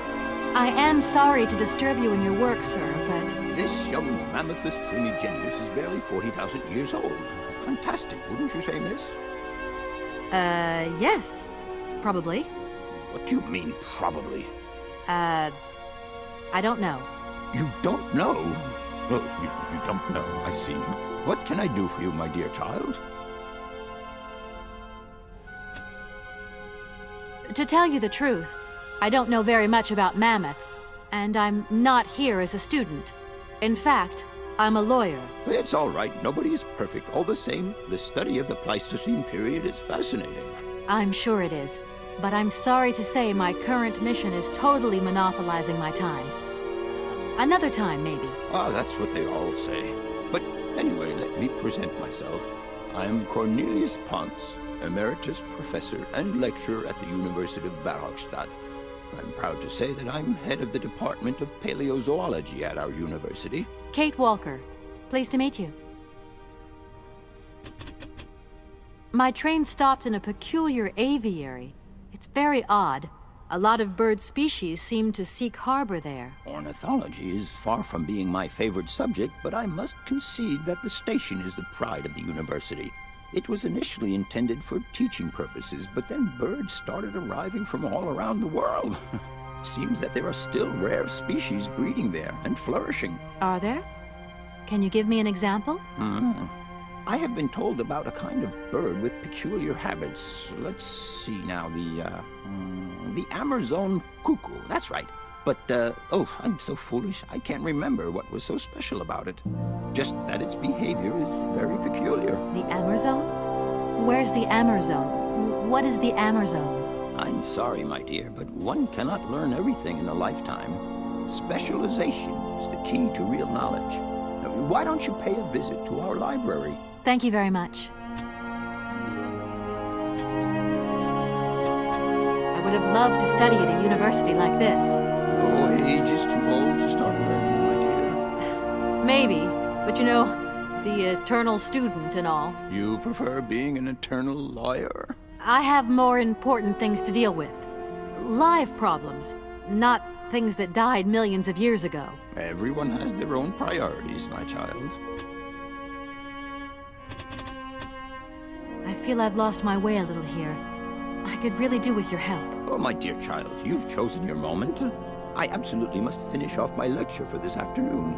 It's a lecture about mammoths? Oh, yes and no. More specifically, it is about their migration. Do excuse me, I need to concentrate. It wasn't really my intention to stop off here, but I'll confess, this university is really very impressive. Ah, indeed. There's such a tradition of learning here. And so much knowledge, a real depth of culture, intelligence, and gray matter. I myself did my studies here and never left. Actually, I'm here because I've been summoned by the rectors of the university. Oh, I see. You must have made a mistake on your enrollment form. Oh, no. I haven't come here to study. I have an important matter of inheritance to attend to. I have to find the heir. And you hope you will find him here? I'm not altogether sure. But you see, my train broke down coming into Barrackstadt station. In that case, my dear, you must come to one of my lectures. Here's a question for you. Do you know what the Proboscidean order is? The Probo-whatian? I see. There are gaps in your knowledge that need refreshing.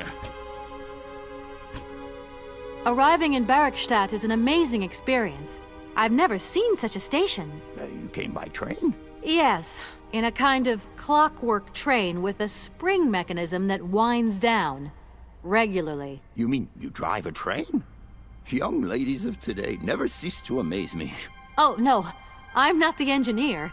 The train's engineer is actually an automaton. I am sorry, all this probably sounds very strange. A clockwork train, driven by an automaton.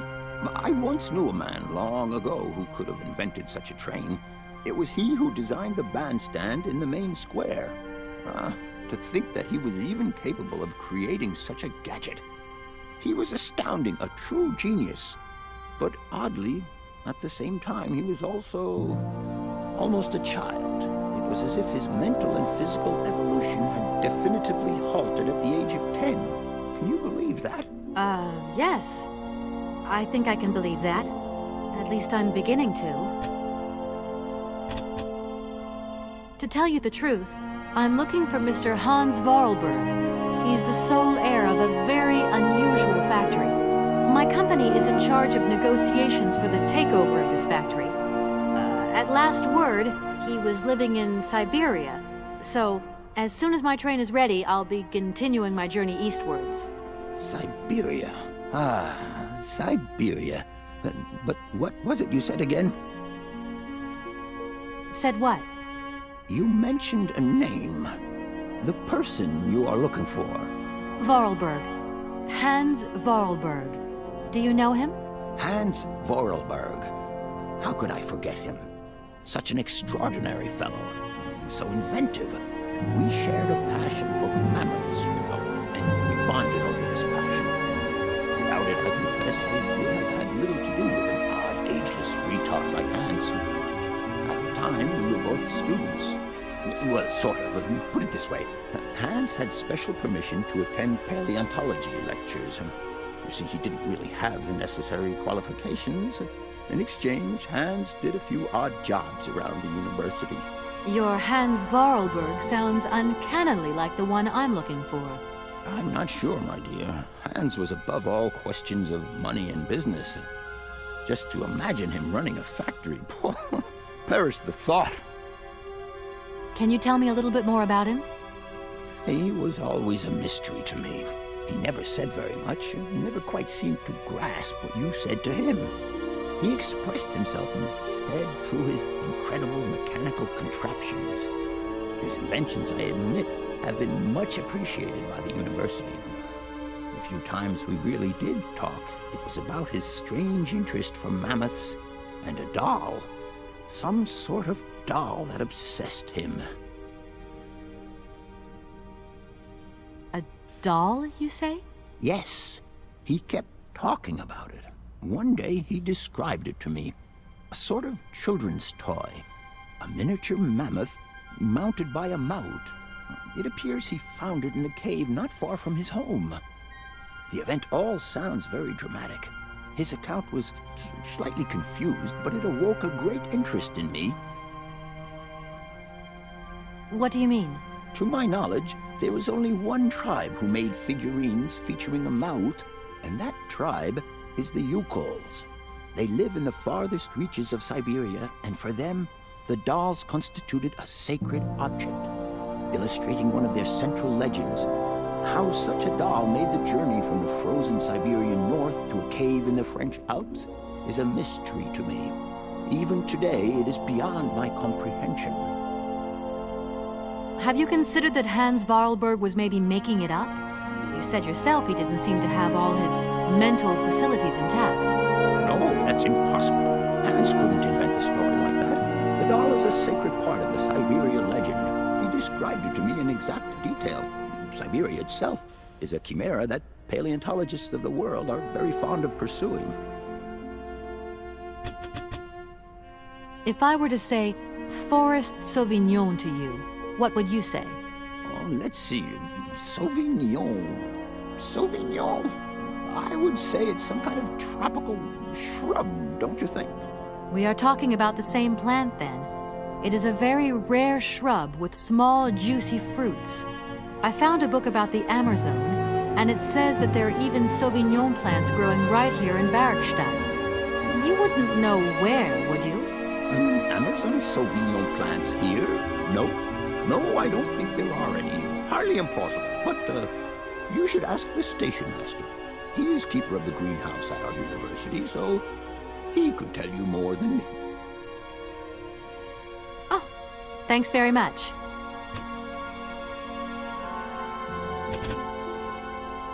Please do excuse my persistence, Professor, but did Hans Vorarlberg ever talk about his childhood? About Valadilene and his sister, Anna? No, not that I recall. Pity. When I think of Hans, I'm always reminded of a mysterious mammoth doll he would talk about so often. A small effigy of a mammoth made of hide and mounted with its own miniature mouth. How come he was so lucky? Why have I not seen this? Professor, I have brought you something that should be of interest to you. Look. What have you got there, then? Let's see. An effigy of a mammoth. But this is Hans' doll, is it not? Yes, of course it is. How on earth did you... Oh, my God. It's in my hands. It exists. It really exists. Please do excuse me. I'm deeply, deeply moved. You see? Your Hans and my Vorarlberg heir are one and the same. This is incredible. After all these years, how can I ever thank you, my dear? Oh, I must waste no time. I'm off to my laboratory. I must study this carefully. May I borrow your treasure a moment? Well, actually, Don't worry, miss. I will take the greatest care of it. But I need to study it. You see, it has such importance to me that this very afternoon I shall deliver an impromptu lecture to my students about this very object. If you are interested in Hans Vorarlberg, then it is essential that you attend. Do you think so? Obviously. Give me your telephone number and I will call you the moment my lecture begins. I will return you your doll at the end. You have my word. In that case, see you later.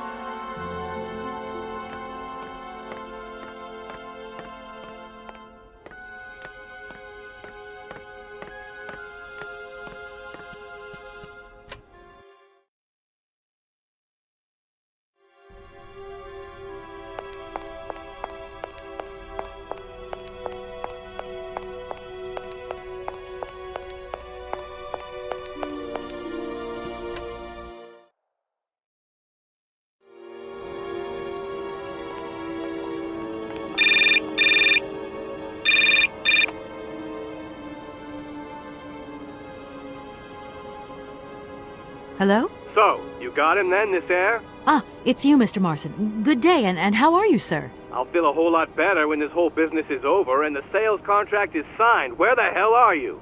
I'm in Barkstadt. Bollocks what? What in God's name are you doing there? It's a magnificent university town.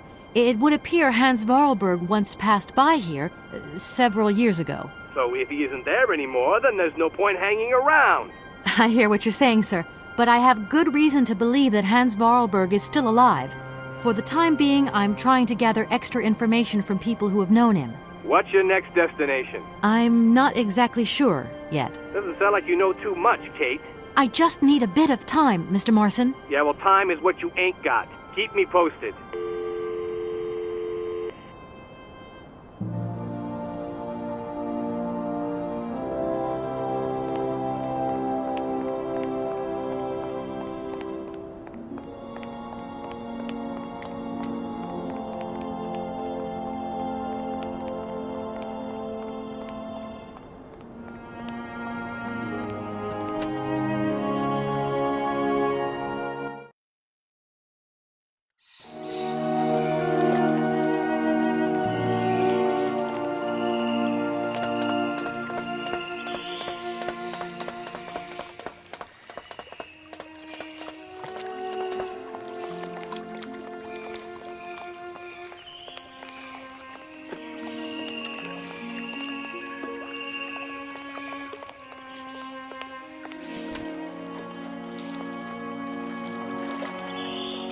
I'm sorry to disturb you. What can I do for you, miss? Where might I find some forest Sauvignon plants, please? No place around here, that's for sure. I don't know what you're talking about. That stuff's from the Amazon. You know, for someone who knows nothing about the plant, you seem pretty well informed about which mysterious faraway country it comes from. Oh, Amazon, Peru, Papua New Guinea, it's all the same to me. Gotta go. Gotta work. Wait, don't go. You know what? I don't think he was being totally straight with me.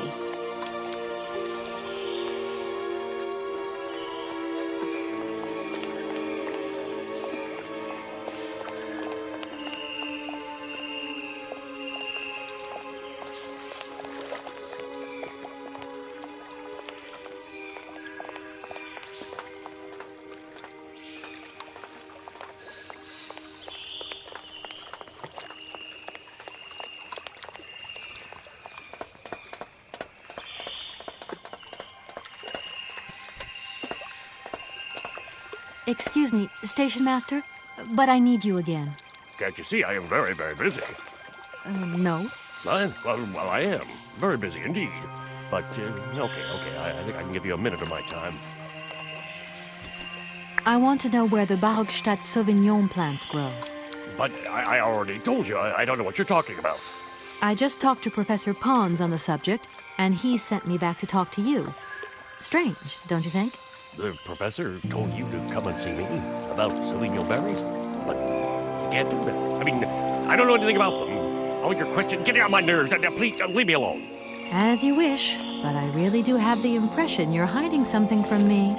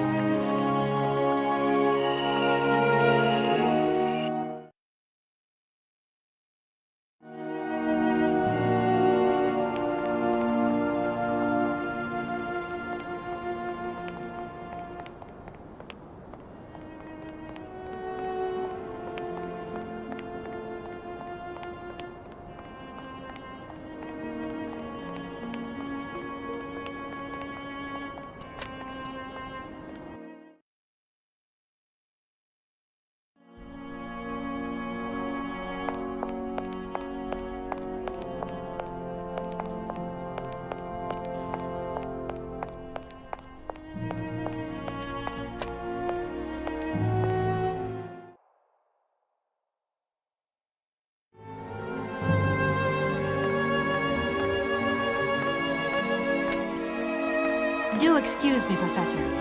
Professor, sorry to disturb you again. What is it you want to know, miss? You wouldn't know where the forest Sauvignon plants are kept in Barkstadt, would you? Why do you think there are Sauvignon plants here? I read about it in a book at the library. Try going to see the station master. If such a shrub exists, he will have a better idea than anyone. It's actually he who sent me to you. I thought it a little strange, but he definitely said ask the paleontologist. You're the only one here, aren't you? Yes, yes indeed. What a strange way to behave. Well, I think he must have made a mistake, that's all. Nobody tells me anything here. Maybe you should ask the rectors. After all, they are in charge of the university. All right, thanks. I'll leave you in peace. I hope I haven't disturbed you too much. Sorry? No, not at all, my dear child.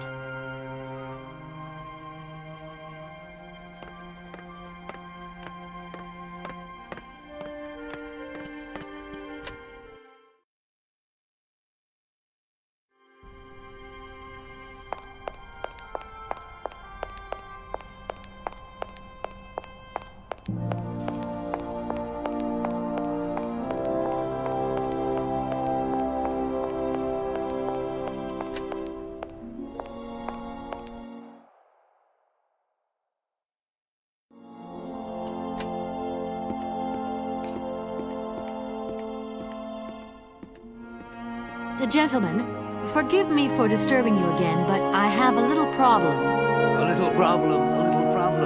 Everyone has little problems now, you know. They are kept to oneself, and they don't stop the world from turning. Nor trains from leaving stations. Are you sure there are no Amazon Sauvignon plants in Barkstadt? Because I have just interviewed the station master and the paleontologist, and what they said really didn't convince me that there wasn't any here. We are quite definite on this point. There are no Sauvignon plants growing in Barkstadt. You see, miss, the Amazon Forest Sauvignon is a rare shrub that requires very special conditions for growth. That's right. Conditions that are very hard to reproduce, believe you me. Difficult, but not impossible. Fortunately, our garden has proved very successful. Your garden? So, there is a garden in Barkstadt? Oh, the garden. Well, if there was one, it would be only a little garden hidden behind the station. But our station master would be very proud of it. He would take very good care of it, too. Everything would grow marvelously if we were able to cultivate it at all, and it would be all down to his gardening prowess. And we would be proud as punch. And we wouldn't forget the role the paleontologist might play in this. What's the paleontologist got to do with it all? Without him and without his laboratory, how would we make the wine, do you think? And it would be good wine indeed, my dear colleagues, would it not? Oh, yes, a delightful balm to soothe away our long hours of toil and our heavy responsibilities. We would wait impatiently every year for the arrival of the year's produce. So, if I have understood you correctly, there are indeed Sauvignon plants in Barkstadt. They are cultivated in a garden behind the station, then turned into wine by the paleontologist's loving care, and finally, the pleasure of tasting is yours. If I'm not very much mistaken, gentlemen, you have a minor racket operating here. Miss, you do go jumping to some hasty conclusions. We never said that. That's not what we said at all. We were talking in the conditional.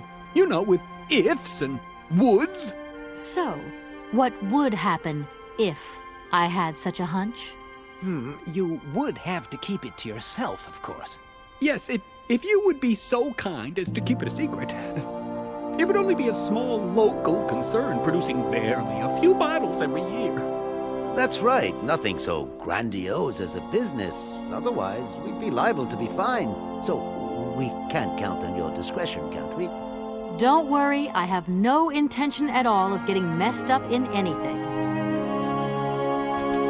Are you sure you want me to mend your bandstand? You don't have some other service I could perform for you that is less complicated? It appears to me that you are in no position to make demands, miss.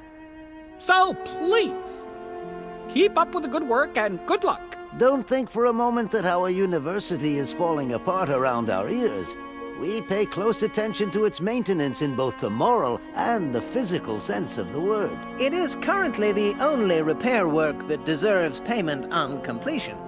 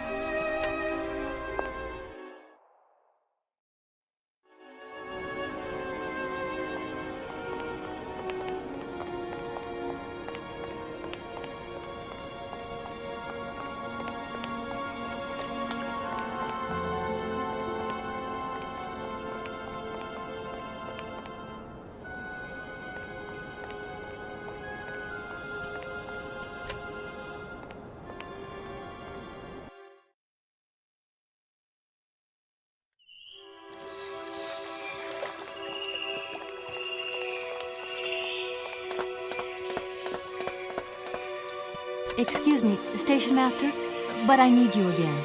Can't you see I am very, very busy? No. Well, I am. Very busy indeed. But, okay, I think I can give you a minute of my time. You have been playing with me, haven't you? You knew very well there were forest Sauvignon berries in the station garden. No, not at all. I've never seen your Sauvignon things. You don't have to lie to me. I know all about it. You and the rectors are in cahoots, and the professor's lab has been turned into a distillery. You've all got a nice little smuggling racket on the side. Smuggling racket? Hey, lady, you're going a bit far there. It's just a little on-the-side thing we got going, that's all. It's just for ourselves. Hey, you're honest. You should be ashamed of yourselves. Aren't you worried about the reputation of this fine university? The authorities should be informed of this. But we haven't done anything wrong. It's not a crime. Can you open the gate to the garden, please? Oh, sure.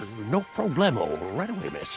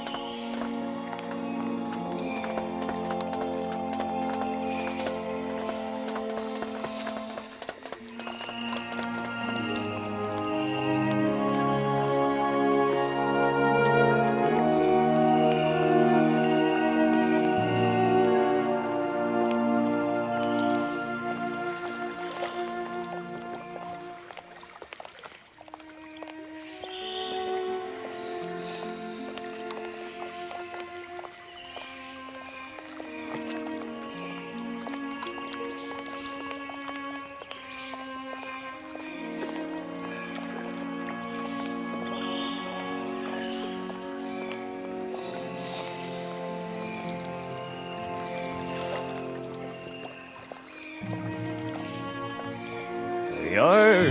Please feel free to visit the garden at your leisure. And there was I'm not a liar. Not really. Just mum's the word. There is the reputation of the university to think about. I have superiors. I have to do what I can. I understand. Don't you worry. Thank you, miss.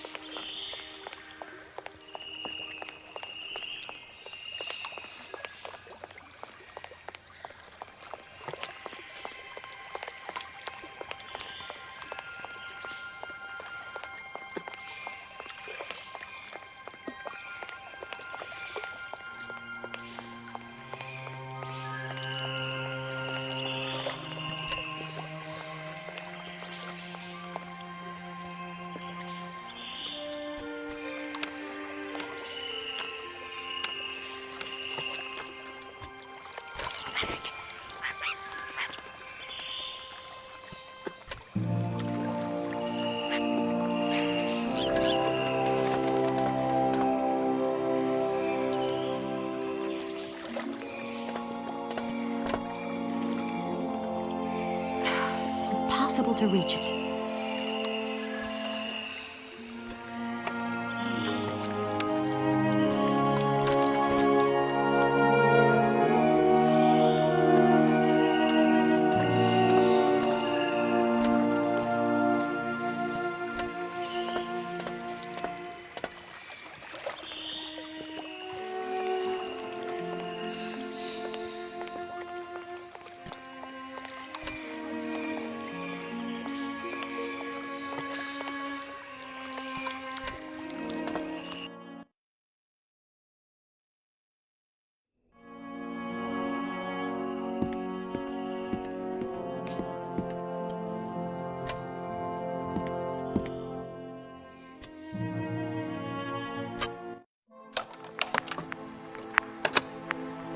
Hans, I have some very sad news. Our father is dead. He passed away peacefully last Sunday in his sleep. I feel so lonely now. Father had been but a shadow of himself since your departure. I had to take care of everything for him. Housework, factory paperwork, the workforce, clients, everything.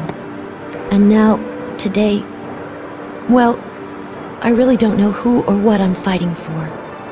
Times are so hard, and this terrible war is destroying everything. Nobody cares for our automatons anymore. I just think about you returning. And when you do return, I will have turned this factory into a palace worthy of your genius. Please take care of yourself. I love you so much, Anna.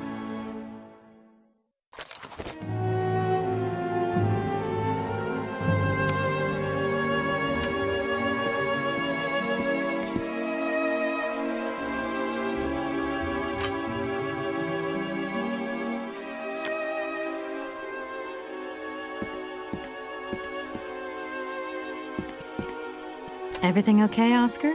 Yes, Kate Walker. I am awaiting your instructions. Oscar, the sailors have agreed to tow the train, but they want to get paid for it. I suppose you have some petty cash on board to cover traveling costs? No, there is nothing like that. You will note, however, Kate Walker, that every effort has been made to ensure maximum passenger comfort. Okie dokie. I'll have to sort this one out by myself, then. You should take a look around the station, Oscar. It's amazing. Greenhouses that are all lit up, exotic trees, and thousands of birds of all different colors. I am obliged to avoid exposing my wheelwork to corrosive bird excreta. I shall remain inside to monitor the locomotive. Of course. Well, too bad for you. Oscar, see you later, alligator. In a while, Kate Walker.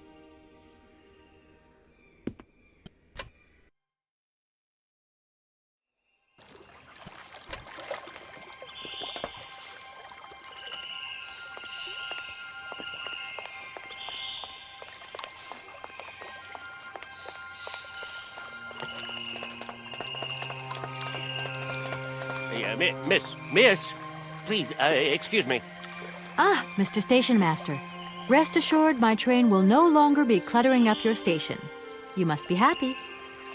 Oh, yes, very happy, of course. There was just one thing I wanted to... Yes? You know, I want to apologize for our little misunderstanding. I brought you a bottle of wine. Microids Sauvignon. Very good year. Let me know what you think. I'm very touched. Thank you. Good luck on your journey, lady. Thank you.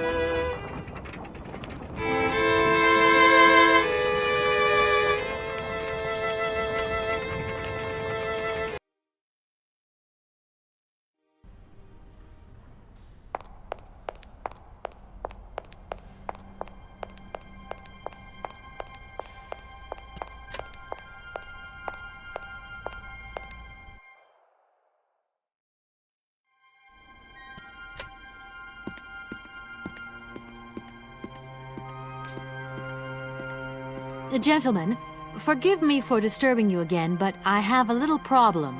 A little problem, a little problem. Everyone has little problems now, you know. They are kept to oneself, and they don't stop the world from turning. Nor trains from leaving stations. Gentlemen, I have managed to repair your university bandstand. The bandstand is playing again? This is marvelous news. We are really very grateful indeed. Yes, very grateful indeed. We will look back on your visit with much fondness in our hearts. And now let us in turn honor our word. How much is it you need, miss? $100, if it's not too much to ask. We agree to grant you the aforementioned sum, miss. You may now leave with your tray. And while we're on the subject, when will you be leaving? Yes, because now you should relocate your train as quickly as possible.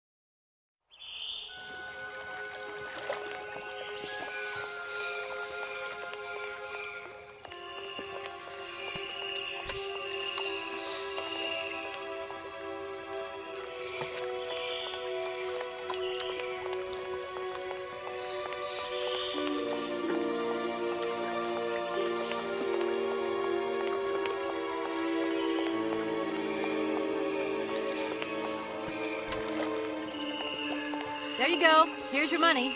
I've checked it. It's all there. Ah, thank you. Not difficult get dollar. See? You are a real businesswoman. I'm not the only one around here. We pleased to do deal with you. Now, you open lock or we no help you. Why didn't you manage to open them? After all, you don't have to be a genius. Ma vorbat pensiro esto, di kleiner madam. No se sei mar alles non comprendo, en allora kaput en andere bordel. Wir war moi. On boom telefonieren, kaput.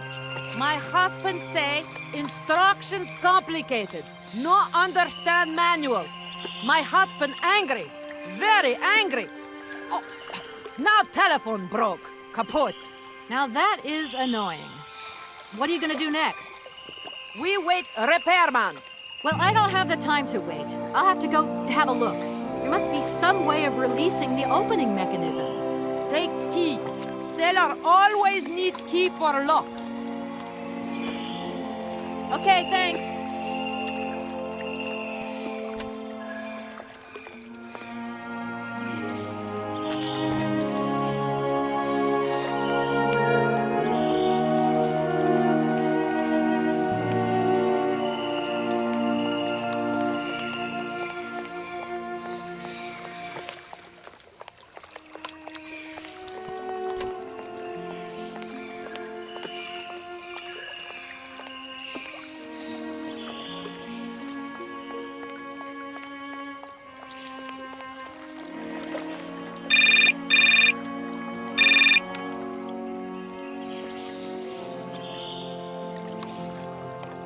Hello? Kay, how's my little baby girl? I was thinking about you only yesterday because I saw this fantastic fur coat.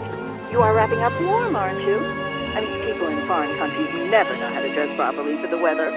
Mom, it's so sweet of you to worry, but I'm fine, really. The trip's a breeze, no worries. I mean, there's... Well, when are you coming back? Frank is dying to meet you. Frank? Oh, yeah, your singer. You two seeing each other then? Oh, you'll never guess the surprise he gave me yesterday. No, I suppose I won't. Frank invited me to a big charity show organized by, someone or another. Anyway, they got him singing a couple of old numbers from his repertoire, and in the end, he asked me to go up on stage with him. Can you imagine me, your mother, on stage in front of thousands of people? Wow, I would have loved to have been there. Not too emotional, I hope. Oh, too emotional by far, especially as I hadn't even been to the hairdresser. Well, I didn't even have the proper dress on. But Frank promised me he'd see to that next time. Oh, he's such a cutie, and he's got the sweetest little...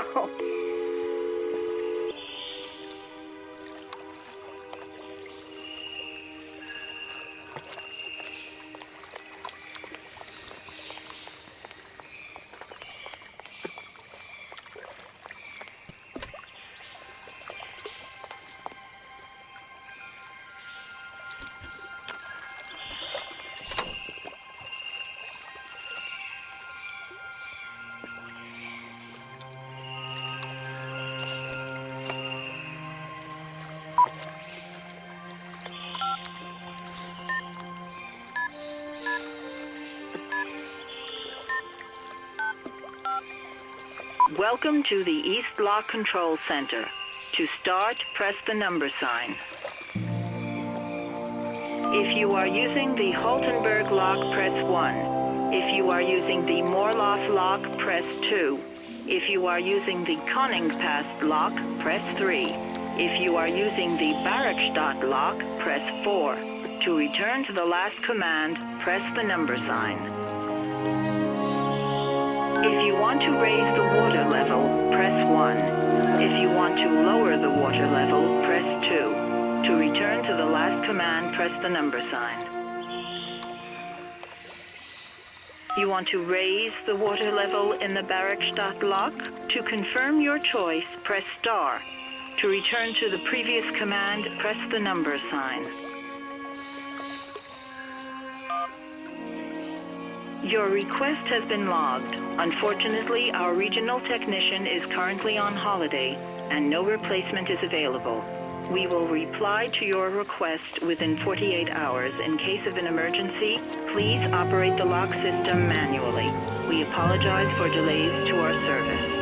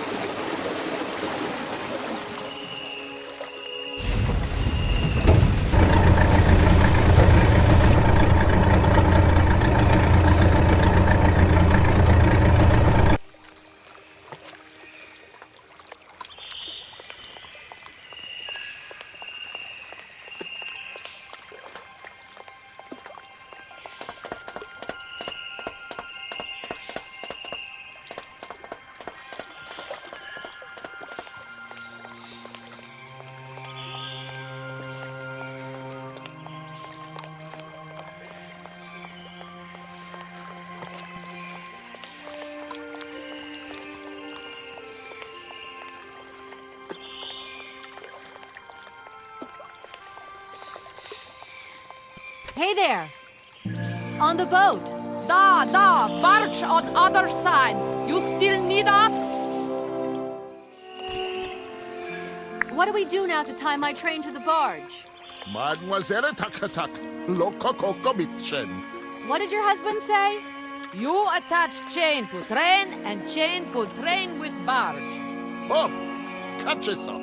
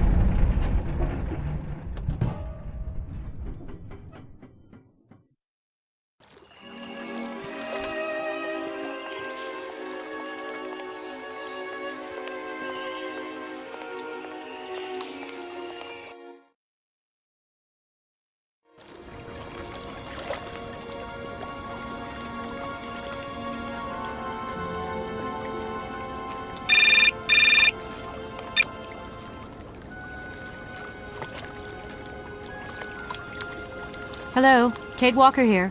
Miss Walker, this is Professor Pons. I'm about to start my lecture on the Yukols at any moment. Please make haste to come. Okay, I'll give it my best. Excellent. We'll be in the main lecture hall. See you soon.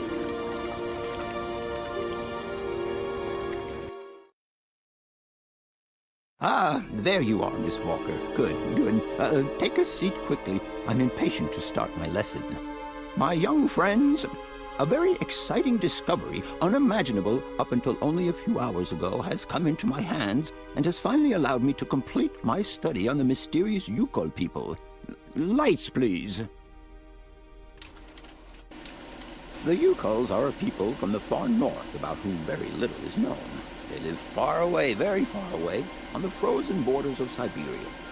This distance and the climatic conditions of the region, which are unfavorable to human existence, have limited the size of the Yukol population and kept it out of reach of the scientific world.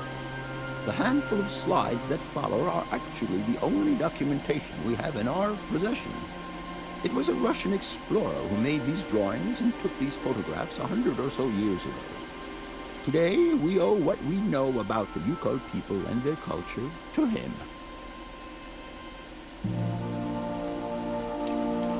We know that the origins of the Yukols date back to the last Ice Age. Curiously, evidence of their presence has been found in Western Europe, and more precisely in the prehistoric caves at the heart of the Alps. This people, it seems, undertook a long migration over centuries towards the far north of the globe. The reasons for this migration are due to the importance of the mammoth in their craft, trade, and culture. They used them for transportation and as beasts of burden. The mammoth brought them meat, skins, fat, and ivory. Man and animal lived in symbiosis. There's no doubt about it. Mammoths started to drift away from the region due to changing climatic conditions, and the Yukols followed them to the north, to the edges of Syberia. Prehistoric cave drawings, identified as Yukol in origin, first led me to the extraordinary hypothesis that the Yukols had managed to domesticate the mammoth. They are, to the best of our knowledge, the only prehistoric people to represent a man riding a mammoth. Today, because of this genuine mammoth skin effigy, identified by myself as an authentic Neolithic object, I can confirm this hypothesis. Yukol forebears managed to tame mammoths. Prehistoric man uses little imagination.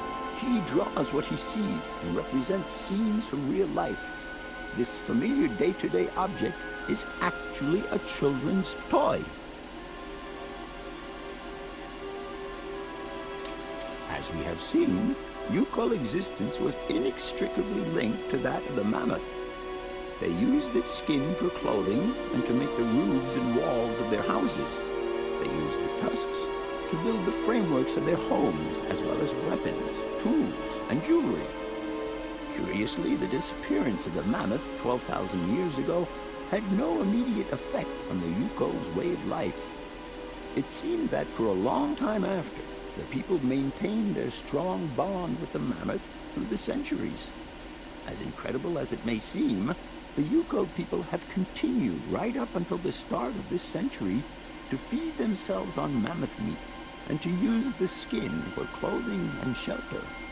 Their ivory craftwork industry is still flourishing. It would appear that to preserve ancestral customs, the Yukols learned how to exploit through the centuries the large number of frozen mammoth carcasses that were perfectly preserved in the ice of the Siberian tundra. They have been able to live mainly off this enormous freezer stock for almost 30 centuries. As plausible as this explanation may seem, it seems it is not enough for the scientific community who, I will confess, is greatly perplexed by the question. In the absence of acceptable scientific evidence, we have to make do with Yukol shaman artifacts. The research department that I have the honor to represent today lends no credence to the myths and legends that these tribal charlatans peddle. We have to take their stories at face value. mere tales to while away the long Siberian winter. The legend of the Siberian Ice Ark is a very good example, and you are invited to find out for yourselves from the pamphlet that I had passed around to you. This legend would have us believe that today, somewhere on a lost island to the north of Syberia, there are living mammoths still in existence, a sort of hangover from the Ice Age. This small herd has been miraculously preserved for more than 120 centuries by the Yukol's tender care. And the island on which the pachyderms are said to live is called Syberia. My friends, I advise you to resist the temptation you may have to believe in this pish and tish. The island of Syberia is not charted on any map, and the idea that mammoths have survived to the 21st century is an idle scientist's pipe dream. The Yukols were sadly among the first victims of the colonization of continental Siberia led by the Russians in the 20th century. The Kolkhoz and Sovkhoz systems, as well as the exploitation, disdain, and humiliation the people had to suffer, marked a definitive break in the Yukol's traditional lifestyle. And since the collapse of the communist regime, the Yukol population finds itself confronted with the same political and social upheavals that other Siberian communities are experiencing. There are two consequences to arise from this. Some Yukols have lost their tribal identity and have integrated into the Russian population. Others, however, have sought long and hard to re-establish links with their ancestral culture that was lost under the Soviet regime. Now, at the start of the 21st century, the last true surviving Yukols have gone to live on the vast territories of their ancestors. Nobody knows today where they live or how they survive. Their very existence would be a matter for speculation if they did not turn up periodically at the tundra's most isolated fur trading posts to exchange mammoth tusks for essential items. There ends my lecture for today. Thank you for being among us today, Miss Walker. Please make your way to the laboratory where you will find your mammoth doll. There are also photocopies of my lectures should you so require them.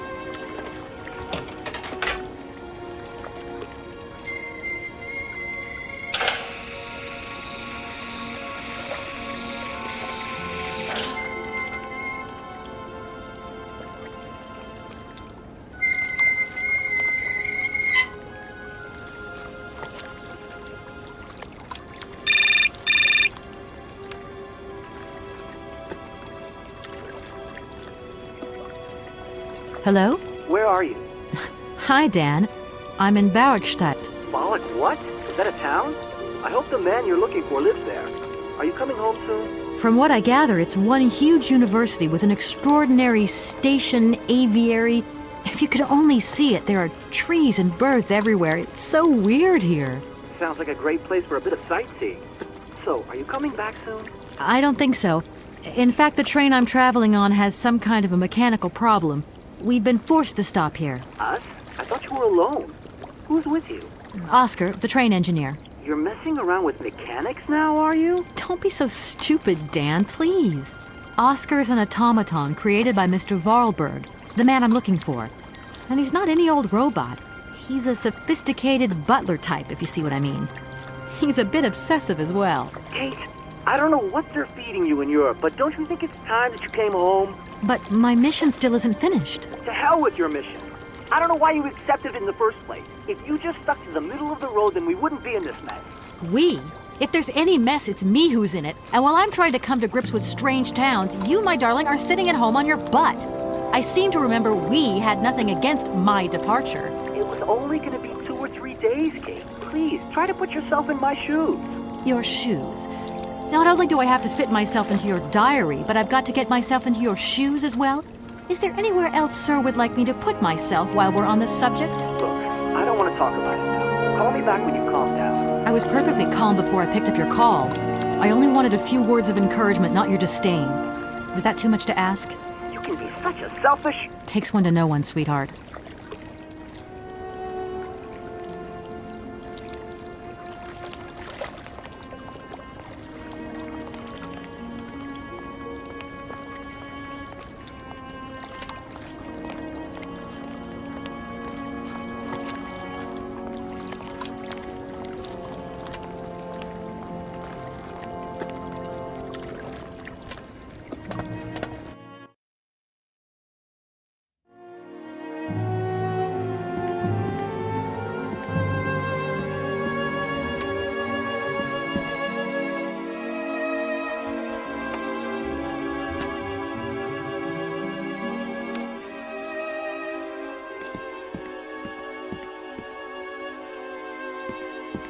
Everything okay, Oscar?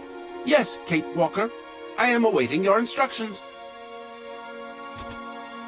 Oscar, if you tell me one more time something's missing, I'll... Everything is ready. Take your seat, Kate Walker. We are leaving. I'll... Okay...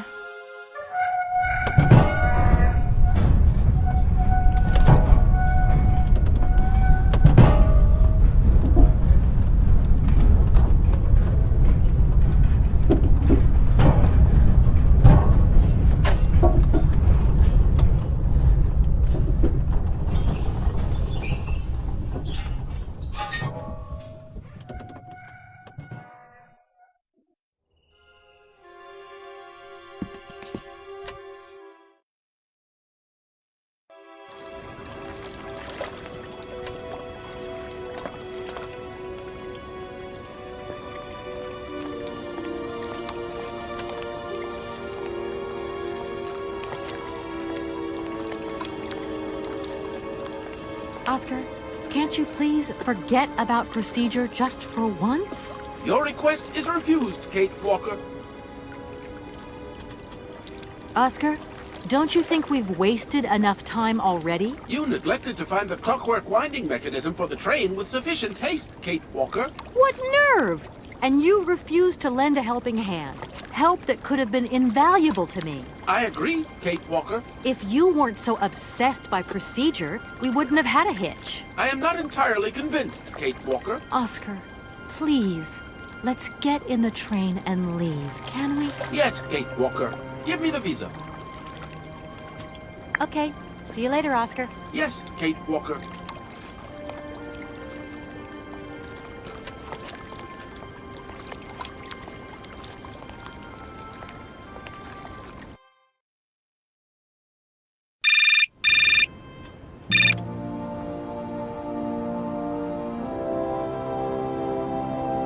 Hello? Kate!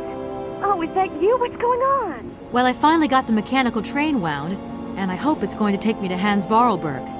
I had to sort things out with a couple of weirdo sailors, and they probably ripped me off. But now I'm blocked behind this massive wall. You should see it, it's huge! I'm not talking about that. I want to know what's going on with Dan. What do you mean?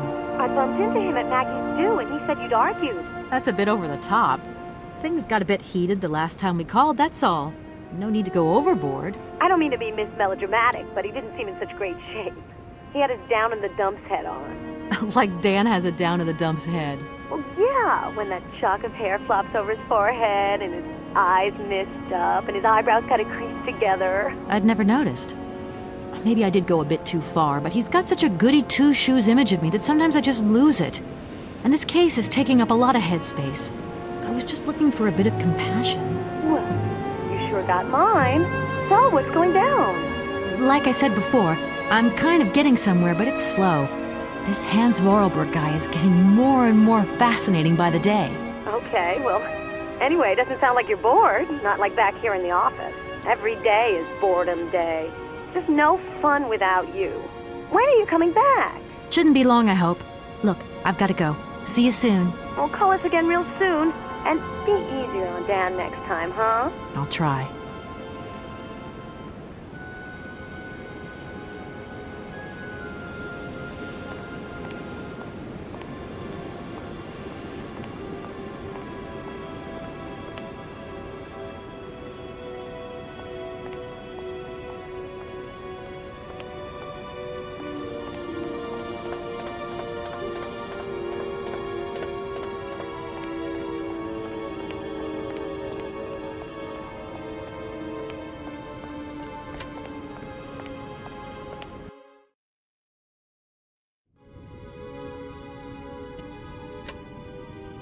Good day to you, sir.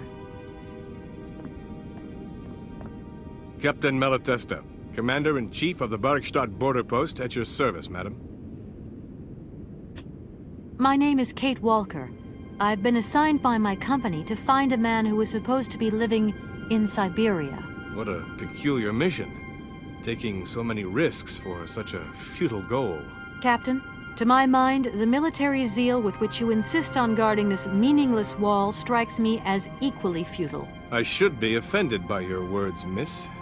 But I forgive you, because you are young and unaware of the very real dangers lurking in store for us. Between the station aviary and this bleak wall, the change in atmosphere is radical, don't you think? It's been a long time since I've been at liberty to judge, miss. My duties forbid me from abandoning my post. You claim that Hans invented the gate mechanism? Affirmative, miss. He has such fine talent, don't you think? And from what I see of your train, his know-how hasn't diminished with time. The most remarkable thing has got to be his automaton engineer. A marvel of mechanical engineering, and a personality that is larger than life. If I had known the man, I would have asked him to create me a unit of automaton sentries. I need a visa to cross the wall and to continue my journey to the east. They told me that you are the only person in a position to issue such a visa. Indeed. This responsibility is part of my duties. However, I am not currently issuing visas because nobody must venture beyond the wall. And why not? It's far too dangerous. In particular for a lady of your standing who is traveling unescorted. Dangerous? What exactly do you mean, Captain? The enemy, miss. The enemy. I've been observing them for several years through my telescope. There's one particular horseman stationed yonder. He's a scout from the invading enemy army, and he's been spying on us. So I have to be extremely vigilant. He knows that I know he's there, you understand? And as long as I keep my eye on him, he won't dare try anything. Are you sure? Please, take a look for yourself. Don't mind me if I retire, Captain. Please, madam. My respects.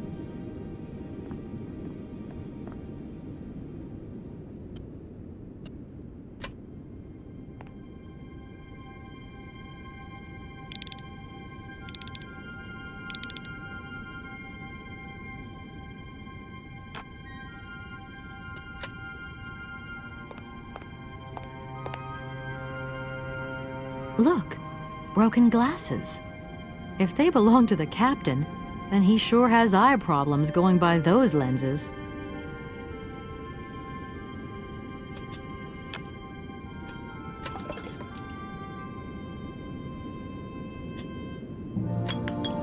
Colonel, sir. Captain, miss. But you have the air of a great officer. You flatter me, miss. Unfortunately, I am afraid that we frontier soldiers are often forgotten by the military administration. There's no justice. I sympathize with you, Captain. Let us forget our worries for a moment and have a little drink together in the name of friendship. It would be my pleasure, miss, but the regulations strictly forbid it. Come on. A little glass of wine never hurt anybody, and nobody need know. Wine, miss? You are putting me in a very delicate situation. Don't deny yourself, Captain. Just a little glass. I assure you, it is excellent. Well, perhaps just a drop.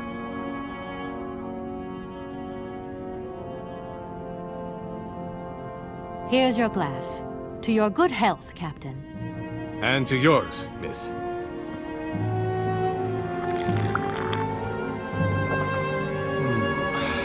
It's been a long time since I've drunk wine in such pleasant company. I admit, it is excellent. Isn't it? You wouldn't think it came from Barrackstadt. It is made from the Amazon forest Sauvignon grape that has been miraculously conserved and cultivated in the station garden. Well, well, well. The university authorities kept that one to themselves. You know, Captain, it is essential that I continue my journey eastwards. Please, don't even think about it. As I've said, it's extremely dangerous. The enemy is spying on us. Perhaps your Cossack horseman isn't quite what you thought.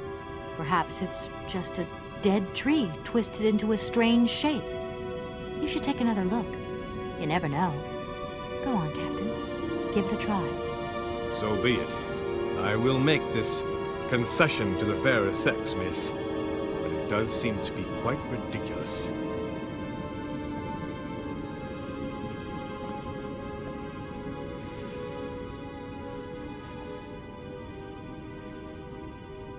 Incredible. How is this possible? By what strange magic? How could I have been so wrong for so long? The enemy was only a tree. I'm so ashamed. It's not that bad, Captain. It's only human to make mistakes, after all. A tree. Nothing but a dead tree. Pull yourself together, Captain. It's okay. And now I suppose there's nothing stopping you from issuing me a visa? Yes, of course. There is no more danger. All these years. And now the Cossack has gone. There is nothing left to watch. Captain, you should be delighted. From now on, you don't have to stay pinned to your watchtower. Travel can start up again normally. You will be able to resume your regular duties like issuing entrance and exit visas. You are right.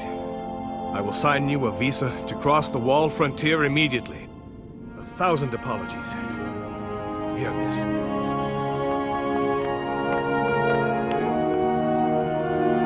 Thank you, Captain. And keep your eyes open.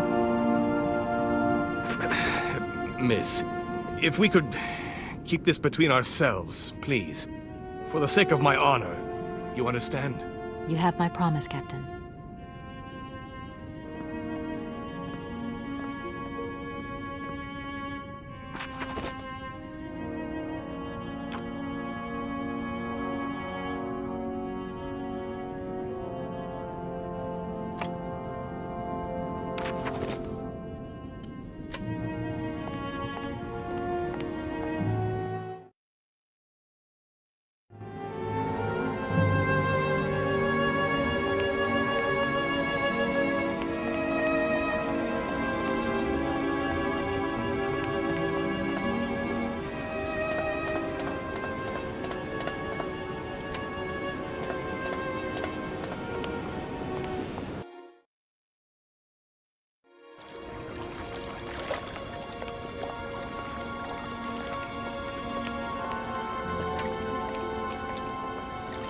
Here is the visa. I hope it's regulation, my dear Oscar. It is regulation. Here is your ticket.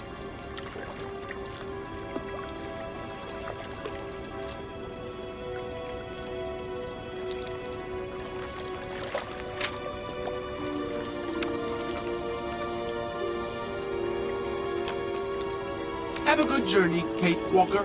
So, can we go now? Indeed. We are already very late, Kate Walker.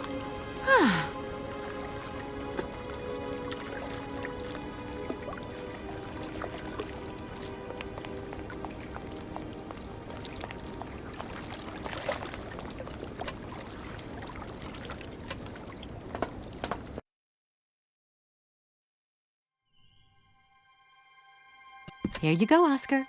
Now, please return to your seat, Kate Walker. Yes, Oscar. Immediately, Oscar.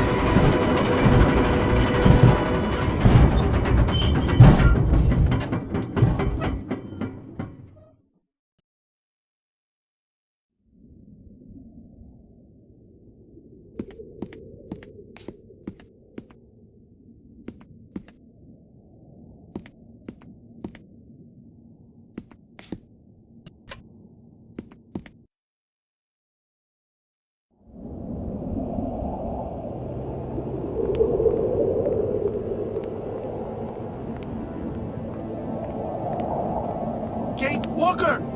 Kate Walker! Oscar, what's going on? Why has the train stopped? Where are we? The springs of the train are unwound again, Kate Walker.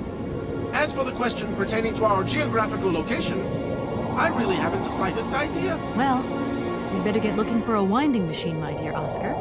I hope that this place actually has one. The air here is so polluted that I could not possibly risk leaving the locomotive.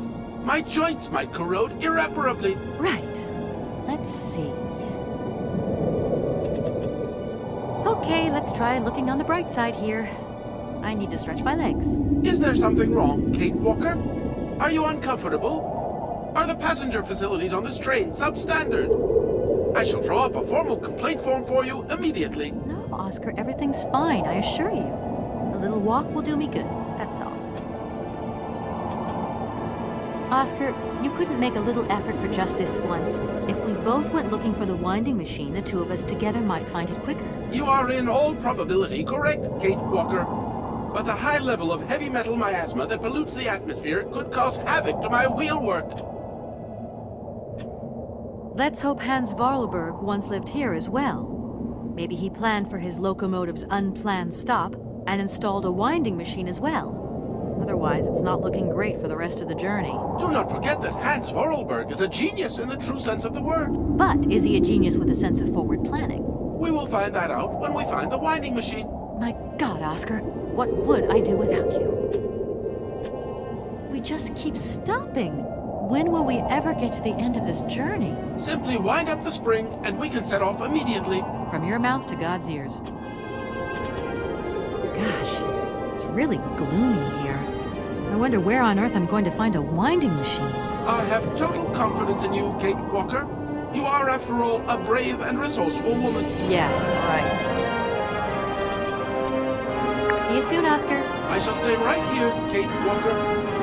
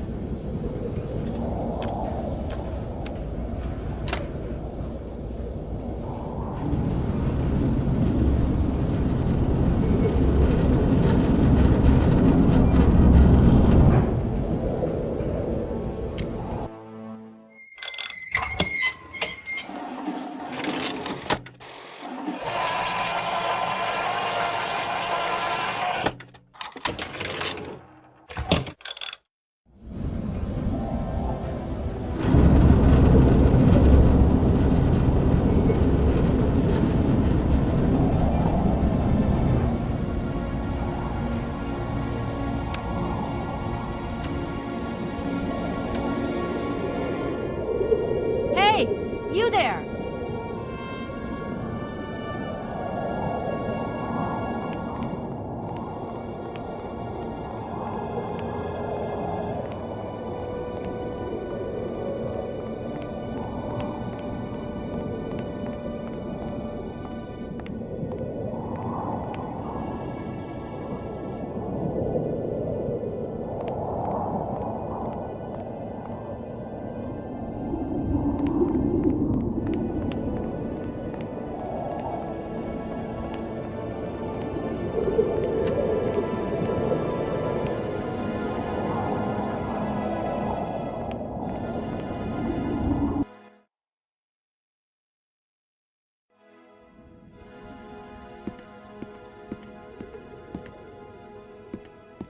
My God, Oscar!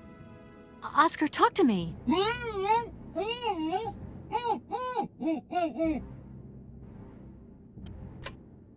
Are you okay?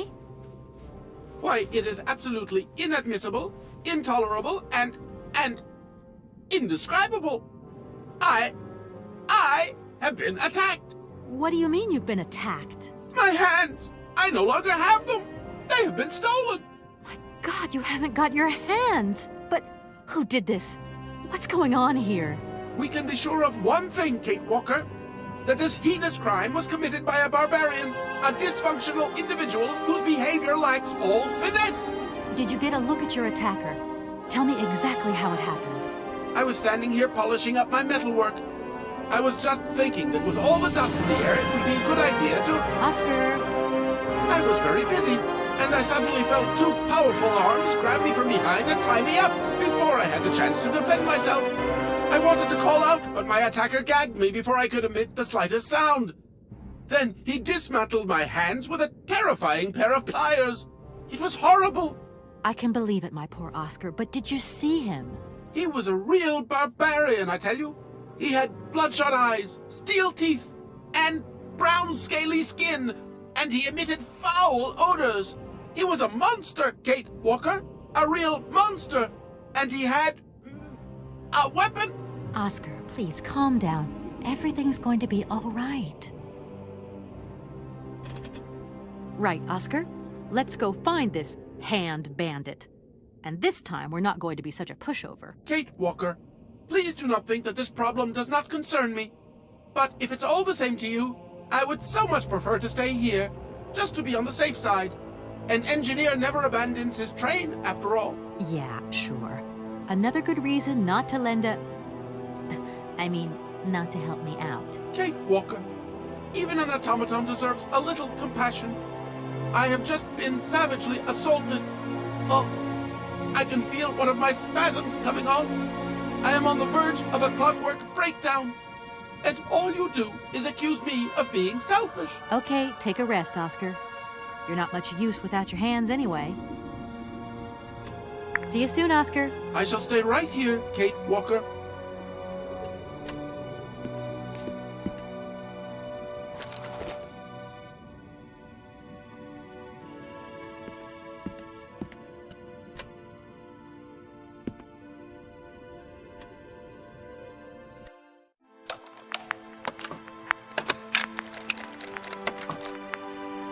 My dear brother, what joy to have news of you after your long silence during the war years. So, you're working for the Russians now. I tell you, we've been hearing some worrying stories about them here. Just your description of that dingy factory makes me cough. But it's so good to hear that your talent is being recognized for its true value, and that your automaton creations are taking the place of workers for all those menial jobs.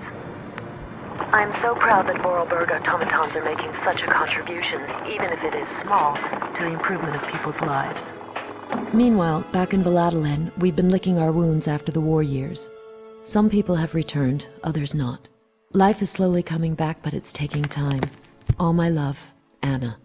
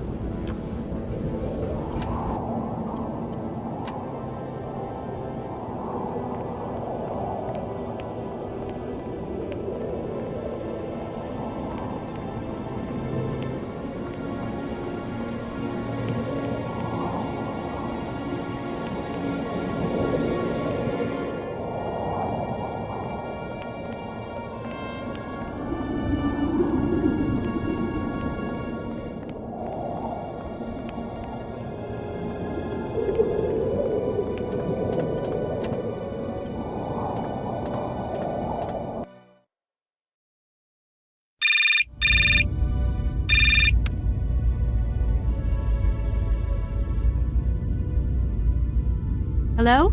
Hello? Kate, it's Dan. Can you hear me? Dan, is that you? I can't hear you so good. Dan! Kate? It's Dan. Can you hear me? Dan, you're breaking up. I'll try and call you when I get out of this mine. Kate! What's happening? Listen, we've got to talk. Look, the line's just getting worse and worse. I'm hanging up.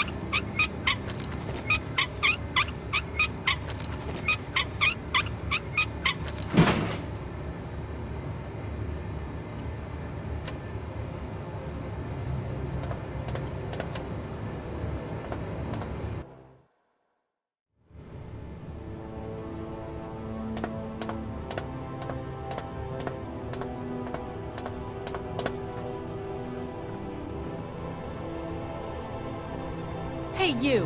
Who are you? Careful, I'm warning you. I'm not afraid of you, okay? What do you want?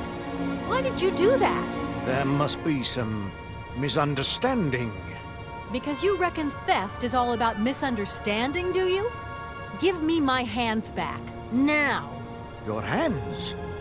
And what are those on the ends of your arms? I can explain everything to you. You see, I'm no thief. You broke into my train, assaulted my driver, mutilated him, and stole his hands. Apart from that, you are not a thief. I have not stolen them, miss. Only borrowed them for a while. You've got to be joking. I'm not joking with you, miss. I would never take such liberties. They belong to Oscar, my automaton engineer. Why did you steal them? They are extraordinary. Real mechanical wonders. I would never have been capable of designing such hands myself. Never. Such workmanship. Such precision crafting. It is incredible. Absolutely incredible. And just because you like them, you decided to steal them? I have only borrowed them, little missy. Temporarily, you understand? Of course, I shall return them to you when I don't need them anymore. You can... Excuse me? You see, these hands are all I need to complete my plan. At last, I can finish off my automaton pianist and fulfill my dreams. Everything is now in place. You see, I have converted this old, useless, stupid factory into a magical theater. As you can see, the furnaces, piping, chimney stacks, they've all been converted into one gigantic organ. I will be able to accompany the world's greatest living singer. Now, all I need is her... Who are you? Sergei Borodin. the director of the industrial city of Komkolsgrad. Or what is left of it, at least. But who are you, for that matter? And why have you stopped in my station without authorization? I didn't choose to stop in your station, but my train has a technical problem. My name is Kate Walker, and I'm an American lawyer. It is very kind of you to come so far just to visit this place. I repeat again, I never intended to stop here.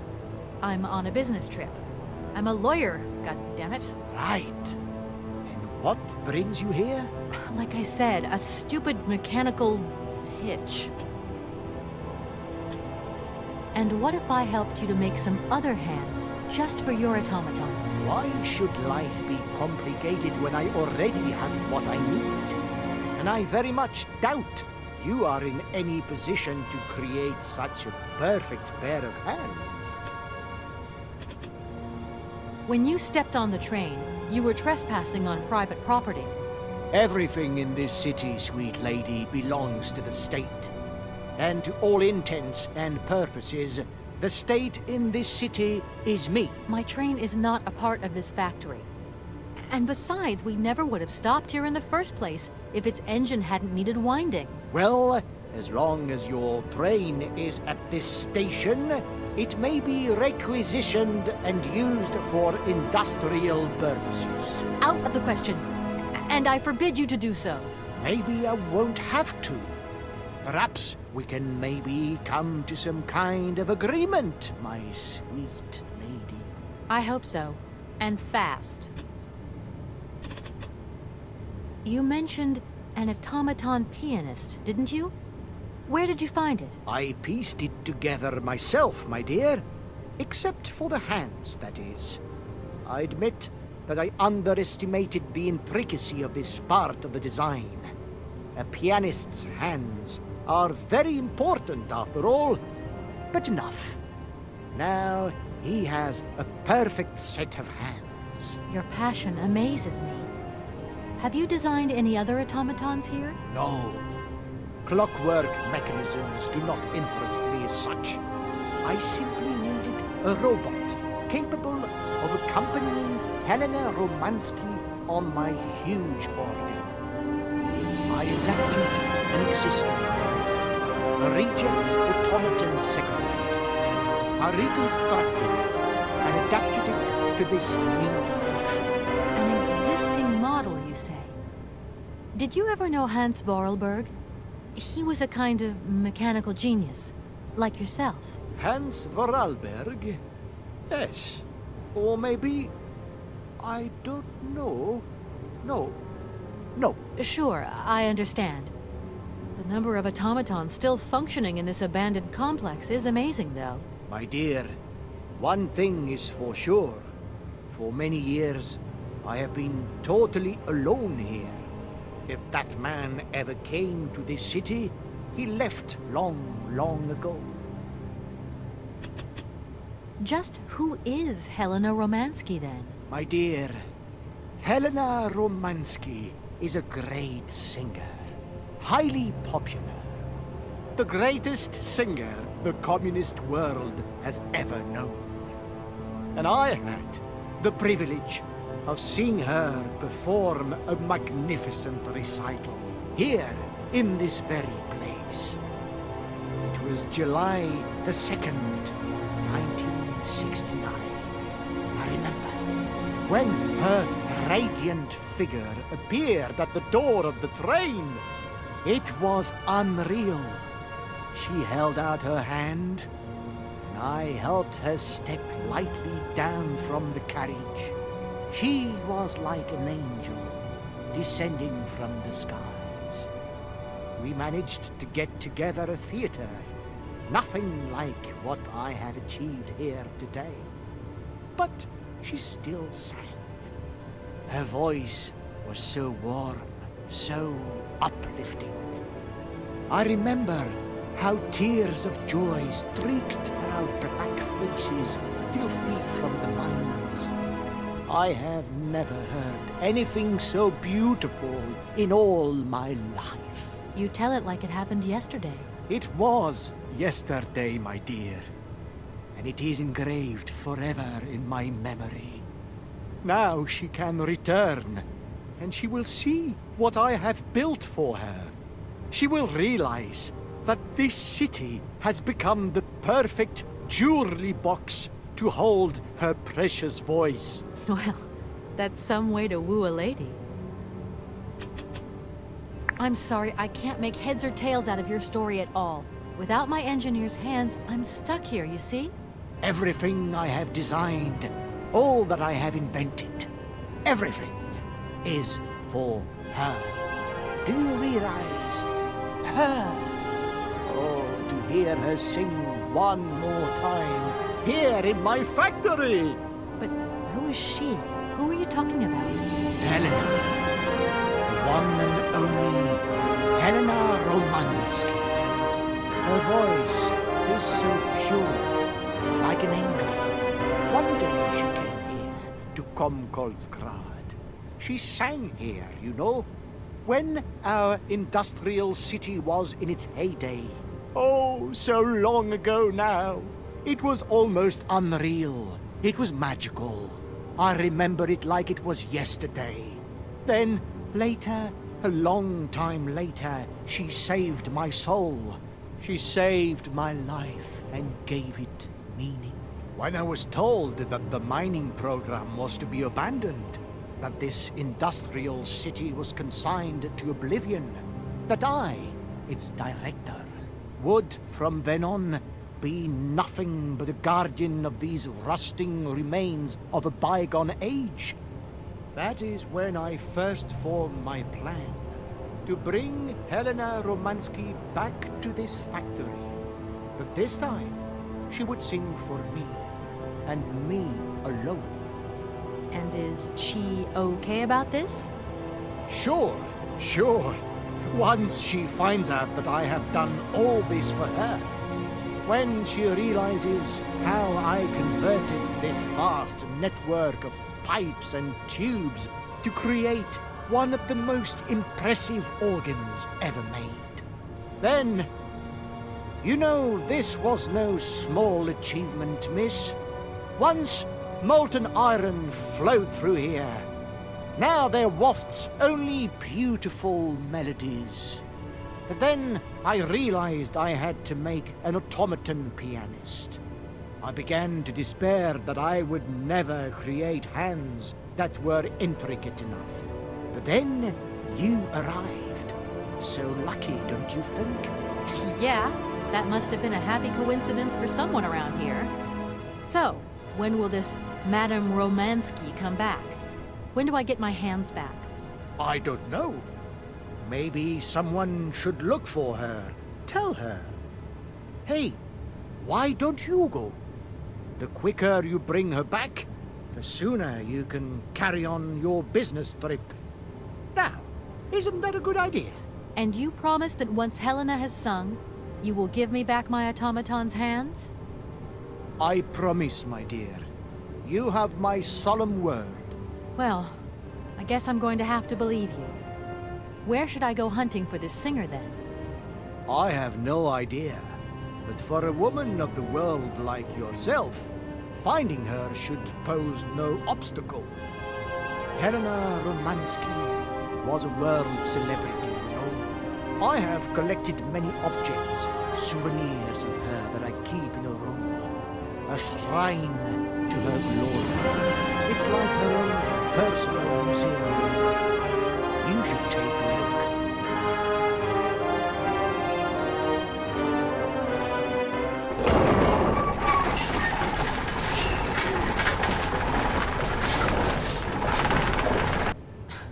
This whole story is completely nuts.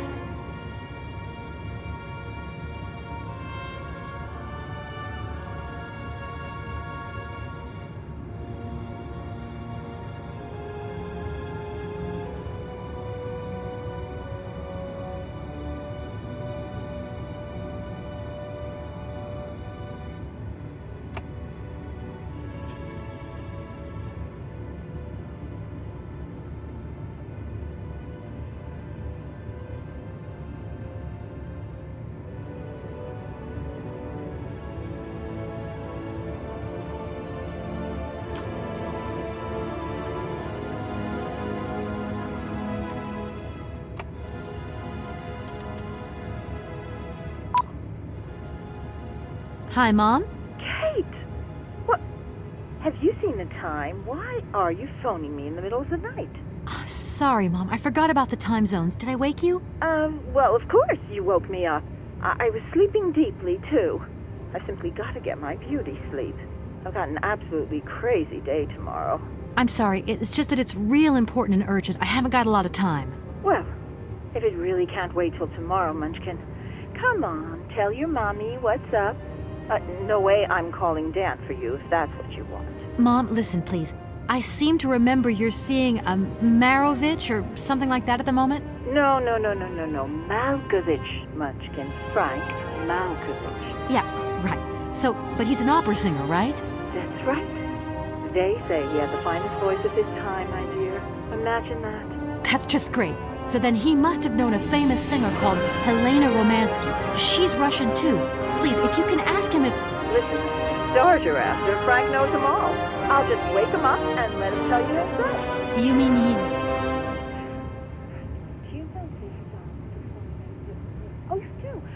Oh, Kate, listen, you're still there. Frank tells me he did hang out with the Romansky once, but it was platonic.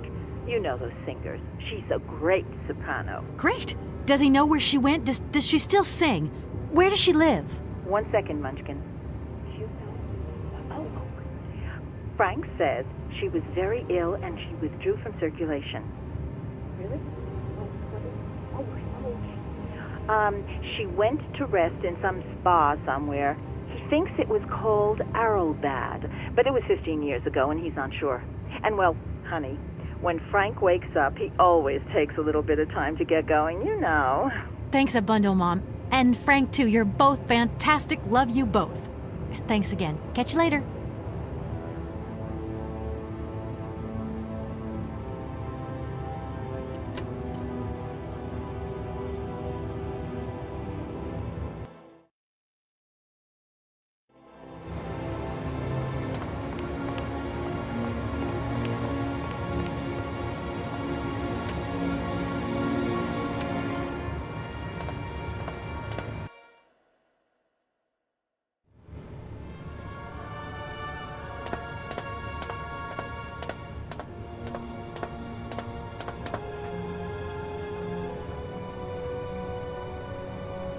Director?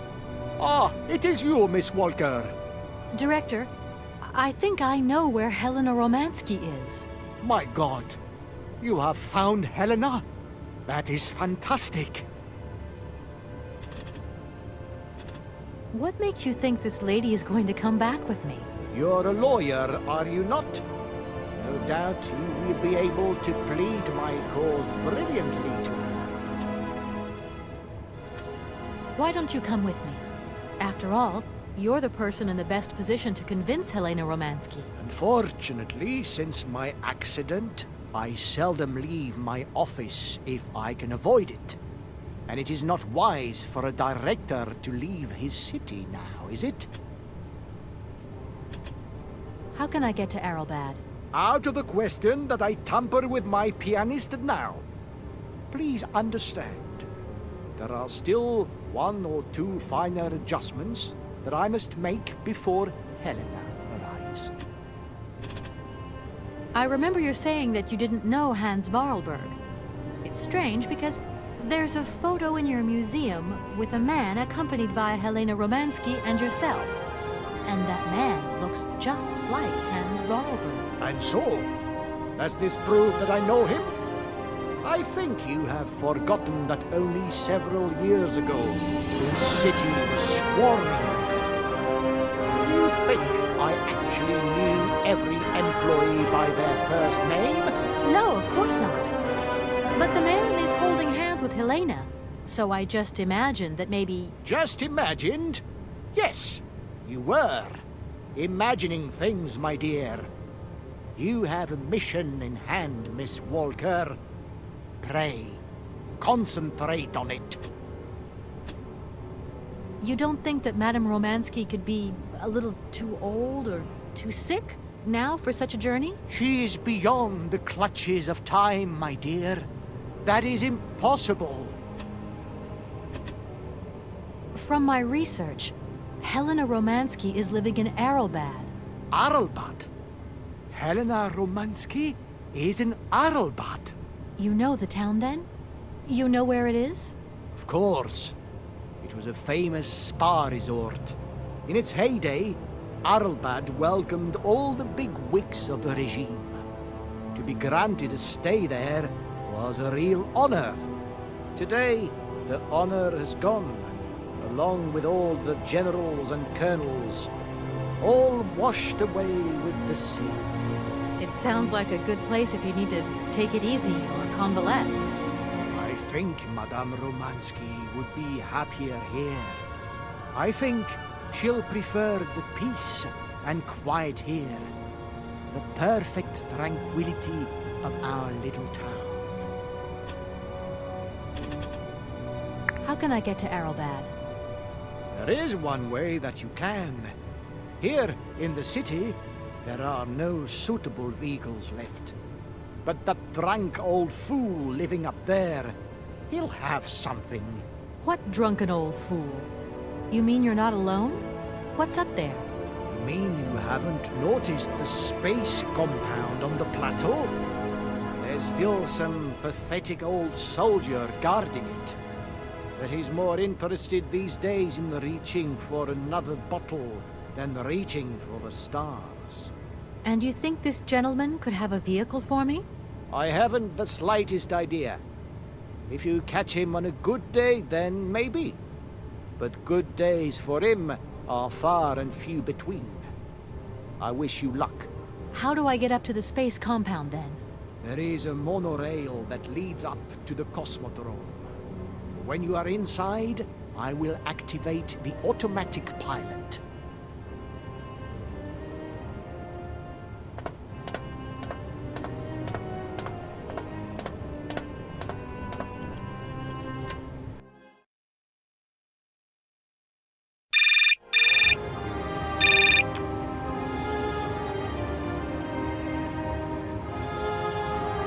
Yes? Kate, can you hear me this time? Yes, I can hear you just perfectly, Dan, but I can't talk to you now. I'm in a real hurry. I wanted to say sorry. I know I wasn't very understanding. I'm feeling a bit bad about it. Okay, you're a real sweetheart, but I've got to leave you now. I'm not angry with you, so don't worry. I've just got to catch up to someone, and quick. But Kate, this is really important. I'll call you back, Dan. I'm sorry.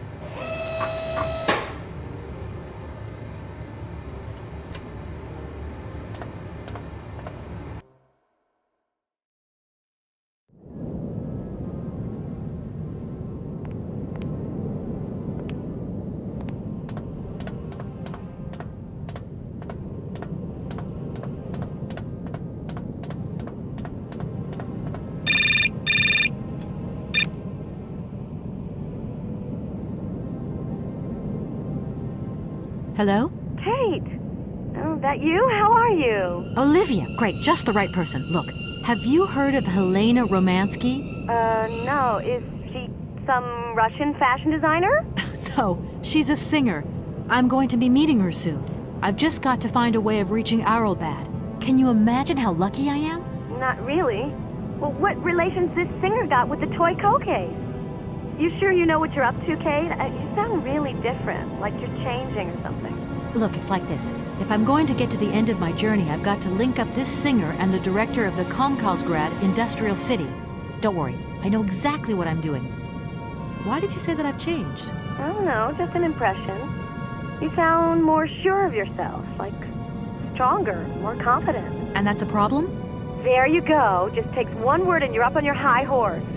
I'm beginning to see Dan's point of view. It's getting harder and harder to back you up all the time. What does that mean? Well, it means that I had a drink or two with Dan, because he wants to talk. He feels a bit lonely, you see? And what's he been telling you? Nothing. He just has the impression you're slipping away from him. He can't see where you're coming from anymore. Like, we went to the movies the other day, and he said that you would have loved the film, but I told him that... You mean you're dating my fiancé? No! No, not dating, Kate. Just propping him up while you're away. All in a good cause. I can keep an eye on him for you at the same time. What would I do without you? Oh, you're jealous. Well, that's a good sign. That means you want him. Now, that he'll be pleased to hear. You seeing each other again soon? Tomorrow night. he invited me to dinner at the Goldbergs. You don't mind, do you, Kate? No worries. Look, I've got to go, Olivia. Take care.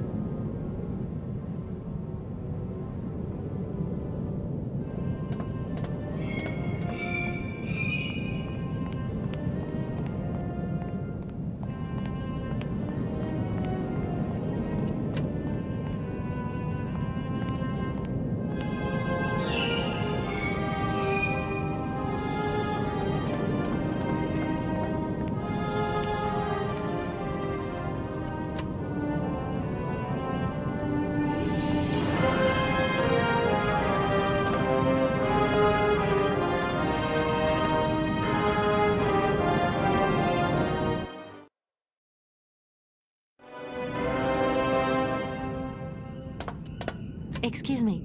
Sir, sorry to disturb you, but yoo-hoo. Can you hear me? 3, 2, 1, contact! And we have liftoff! Oh, holy mother. A dame. A pretty dame on the launch pad. Please, no need to worry, sir. Just do stay calm. I just want some information. Watch what you're doing, sweetheart.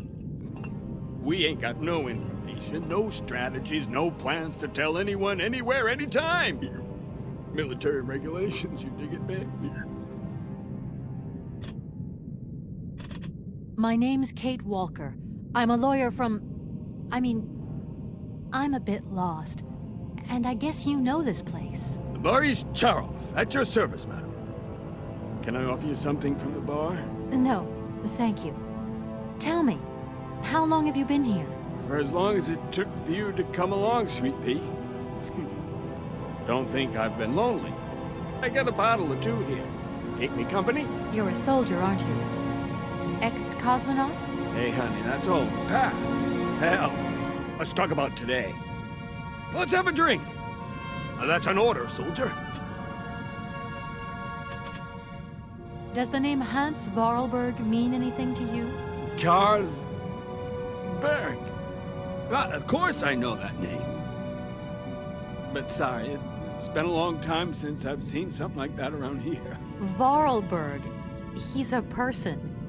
I'm looking for him, and I think he might have come by here a few years ago. Well, in that case, let us raise our glasses to this brave man and his very good health.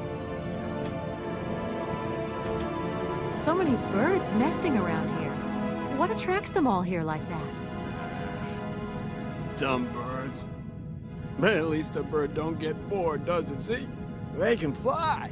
Them birds, geez, they can fly. Sounds like you're jealous of them. Well, maybe you're just right there. Because sometimes I like to let Soyuz loose and watch them circle for hours on end. Birds, they crap themselves when they see him coming. Don't stop them coming back, though. Soyuz? Soyuz, ma'am. A silver angel. A savior who cleans our cosmodrome of them dirty rats with dirty wings. I need to get to Aralbad, and quick. You go ahead, soldier. I'll stay here and keep you covered. I got the supplies here. I gotta keep an eye on them. Tricky job, too, you know? All these bottles. I came here by train, but I've got this mechanical problem. I had to leave the train down in the industrial zone. The director down there told me you were here. Already? That dumb traitor. He's gone over the enemy over to the dark side. It's terrifying, the darkness. Eating out his brain. The jerk. That's maybe going a bit far. He is a little eccentric, I'll grant you that. But when you live on your own, cut off from the world for so long... His brain's gone AWOL, I tell you. There's no darkness in my brain. I've got a cure. See? My secret antidote. Go on, have some. It'll stop you getting a cold. I don't think I'm in a high-risk category, but thanks anyway. I heard that maybe you could lend me a vehicle or something? A vehicle? All our vehicles were picked up and shipped out to the borders years ago. General's orders. I say, Let us raise our glass to this finest soldier this country's ever known, little lady. I don't mean to offend you, but I'm not in the mood for a drink right now. And you'll live to regret it to your dying days, sweetheart. To your health, while you have it. Please, can you try and get a grip? I must absolutely find a way out of this industrial complex. Jeez, me too. I've really got to get out of this dump, but not before I've had a little drink. Here, get your pretty little lips around this. Vodka. Tell me what you think. Do you have a vehicle to lend me? I think I'd even test one of your rockets right now if I had to. Toast my rockets. Hey, pretty dame, I'll drink to that. Now, just a minute. We gotta need a special bottle for this special occasion. Something to blow you away. 3, 2, 1, contact, and we have liftoff. Okay, that's enough. What was that? Did you say something? Are our female comrades revolting or what? Oh, trouble on its way. Bottoms up. Power to the babushkas. I was going to... Forget it, it doesn't matter. He's too drunk to help anyone anyway. I am not drunk. I have drunk. A little. Strange. Sure, I left a bottle or two around here. I gotta get some air.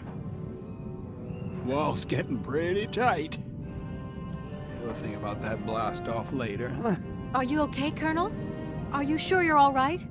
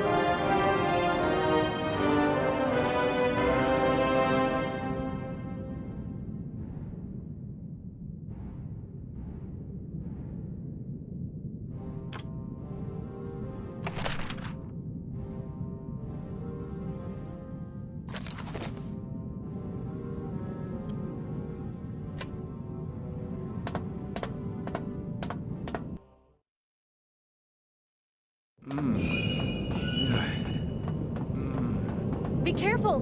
Don't lean out too far or you'll...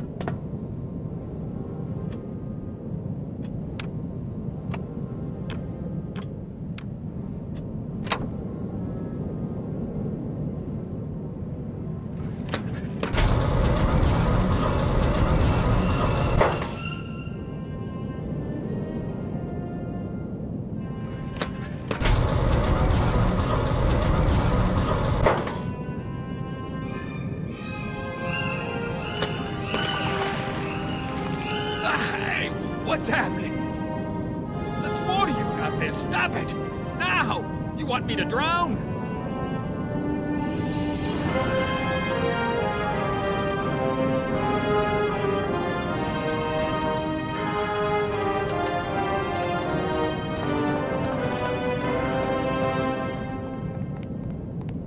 Calm down, it's all right. Just a little wake-up call, that's all. You must have had quite a bit to drink. Gee, you're right there. Not the first time, either. Probably won't be the last. Man, my head. Please, could you whisper? Please, do excuse me. But it was the only way I could think of to bring you back to your senses. A little extreme, maybe. But I get the impression you're a lady who likes to see results. Sir? Sir? My head. Oh, my poor head. I need some quiet. Please, can I have some quiet? Does Arrowbad mean anything to you? Arrowbad. It's been a long time since I heard that name. It's a spa resort, man. Top brass of the regime would go there. As well as convalescing soldiers, tired politicians, profiteers and racketers, the whole caboodle. You go live it up, all expenses paid. One privilege I never got. Just 2 steps away from becoming the nation's hero, and no free holiday for me. And where exactly is this place? Further east. We never had to know where exactly. The airship was programmed to take vacationers there. From here. Do you think the airship still works? No idea. It has been so long since it was used. And then I've got to learn how to use it, too. You won't have any worries there. It has an automatic pilot. Go visit if you want. Here's the key.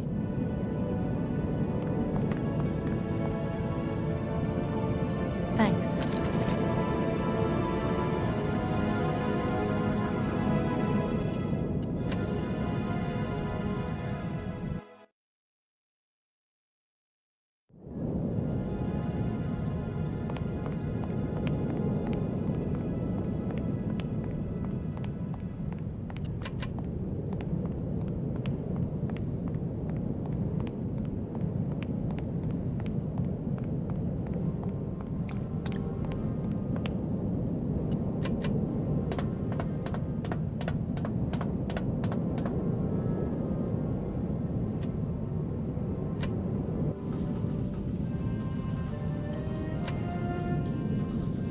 Doesn't look like that works.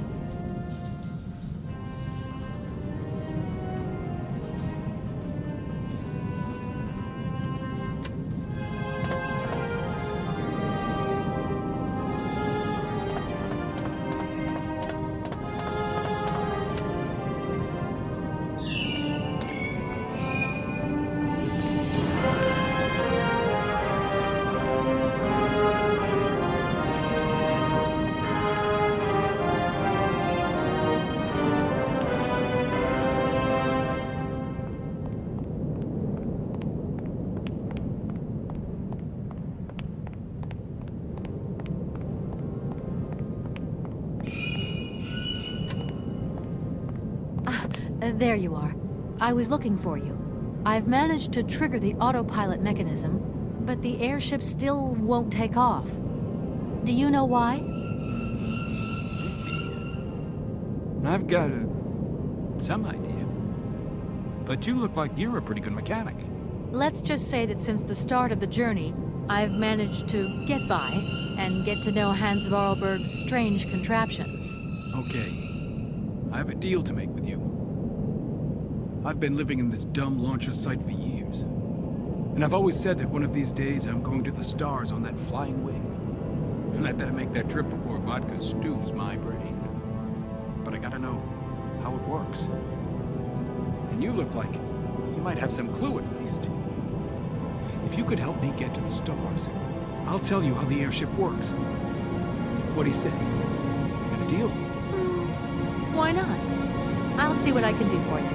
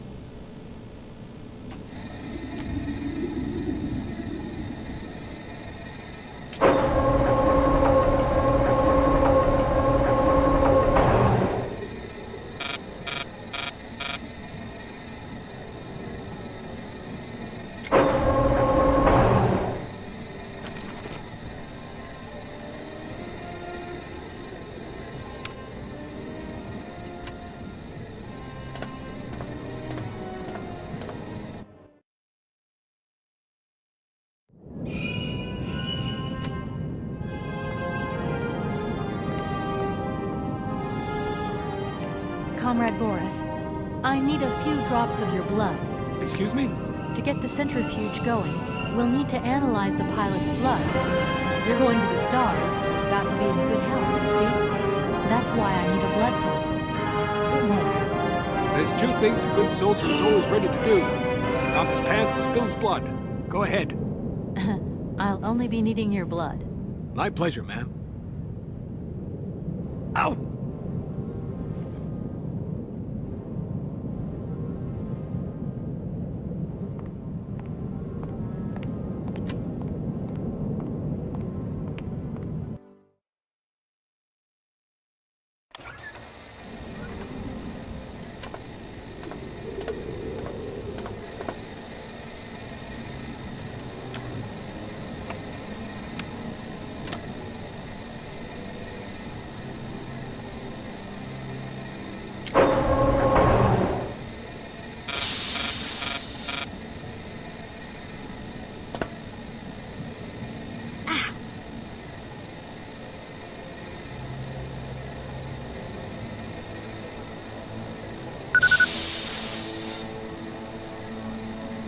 Okay, I think I've figured out how it works.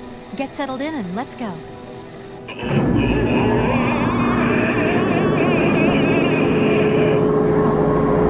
are you all right? Never been better. It's spinning a bit, but I am used to that. I'm a professional pilot.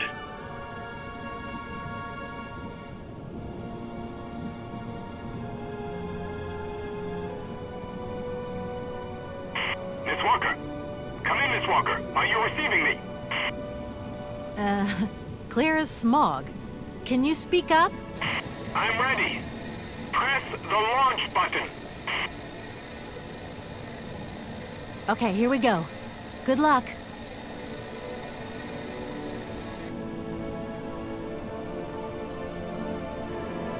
Takeoff procedure engaged. Countdown commencing. Colonel, you've forgotten to tell me the secret of the airship. What do I have to do? The airship will need to be right up.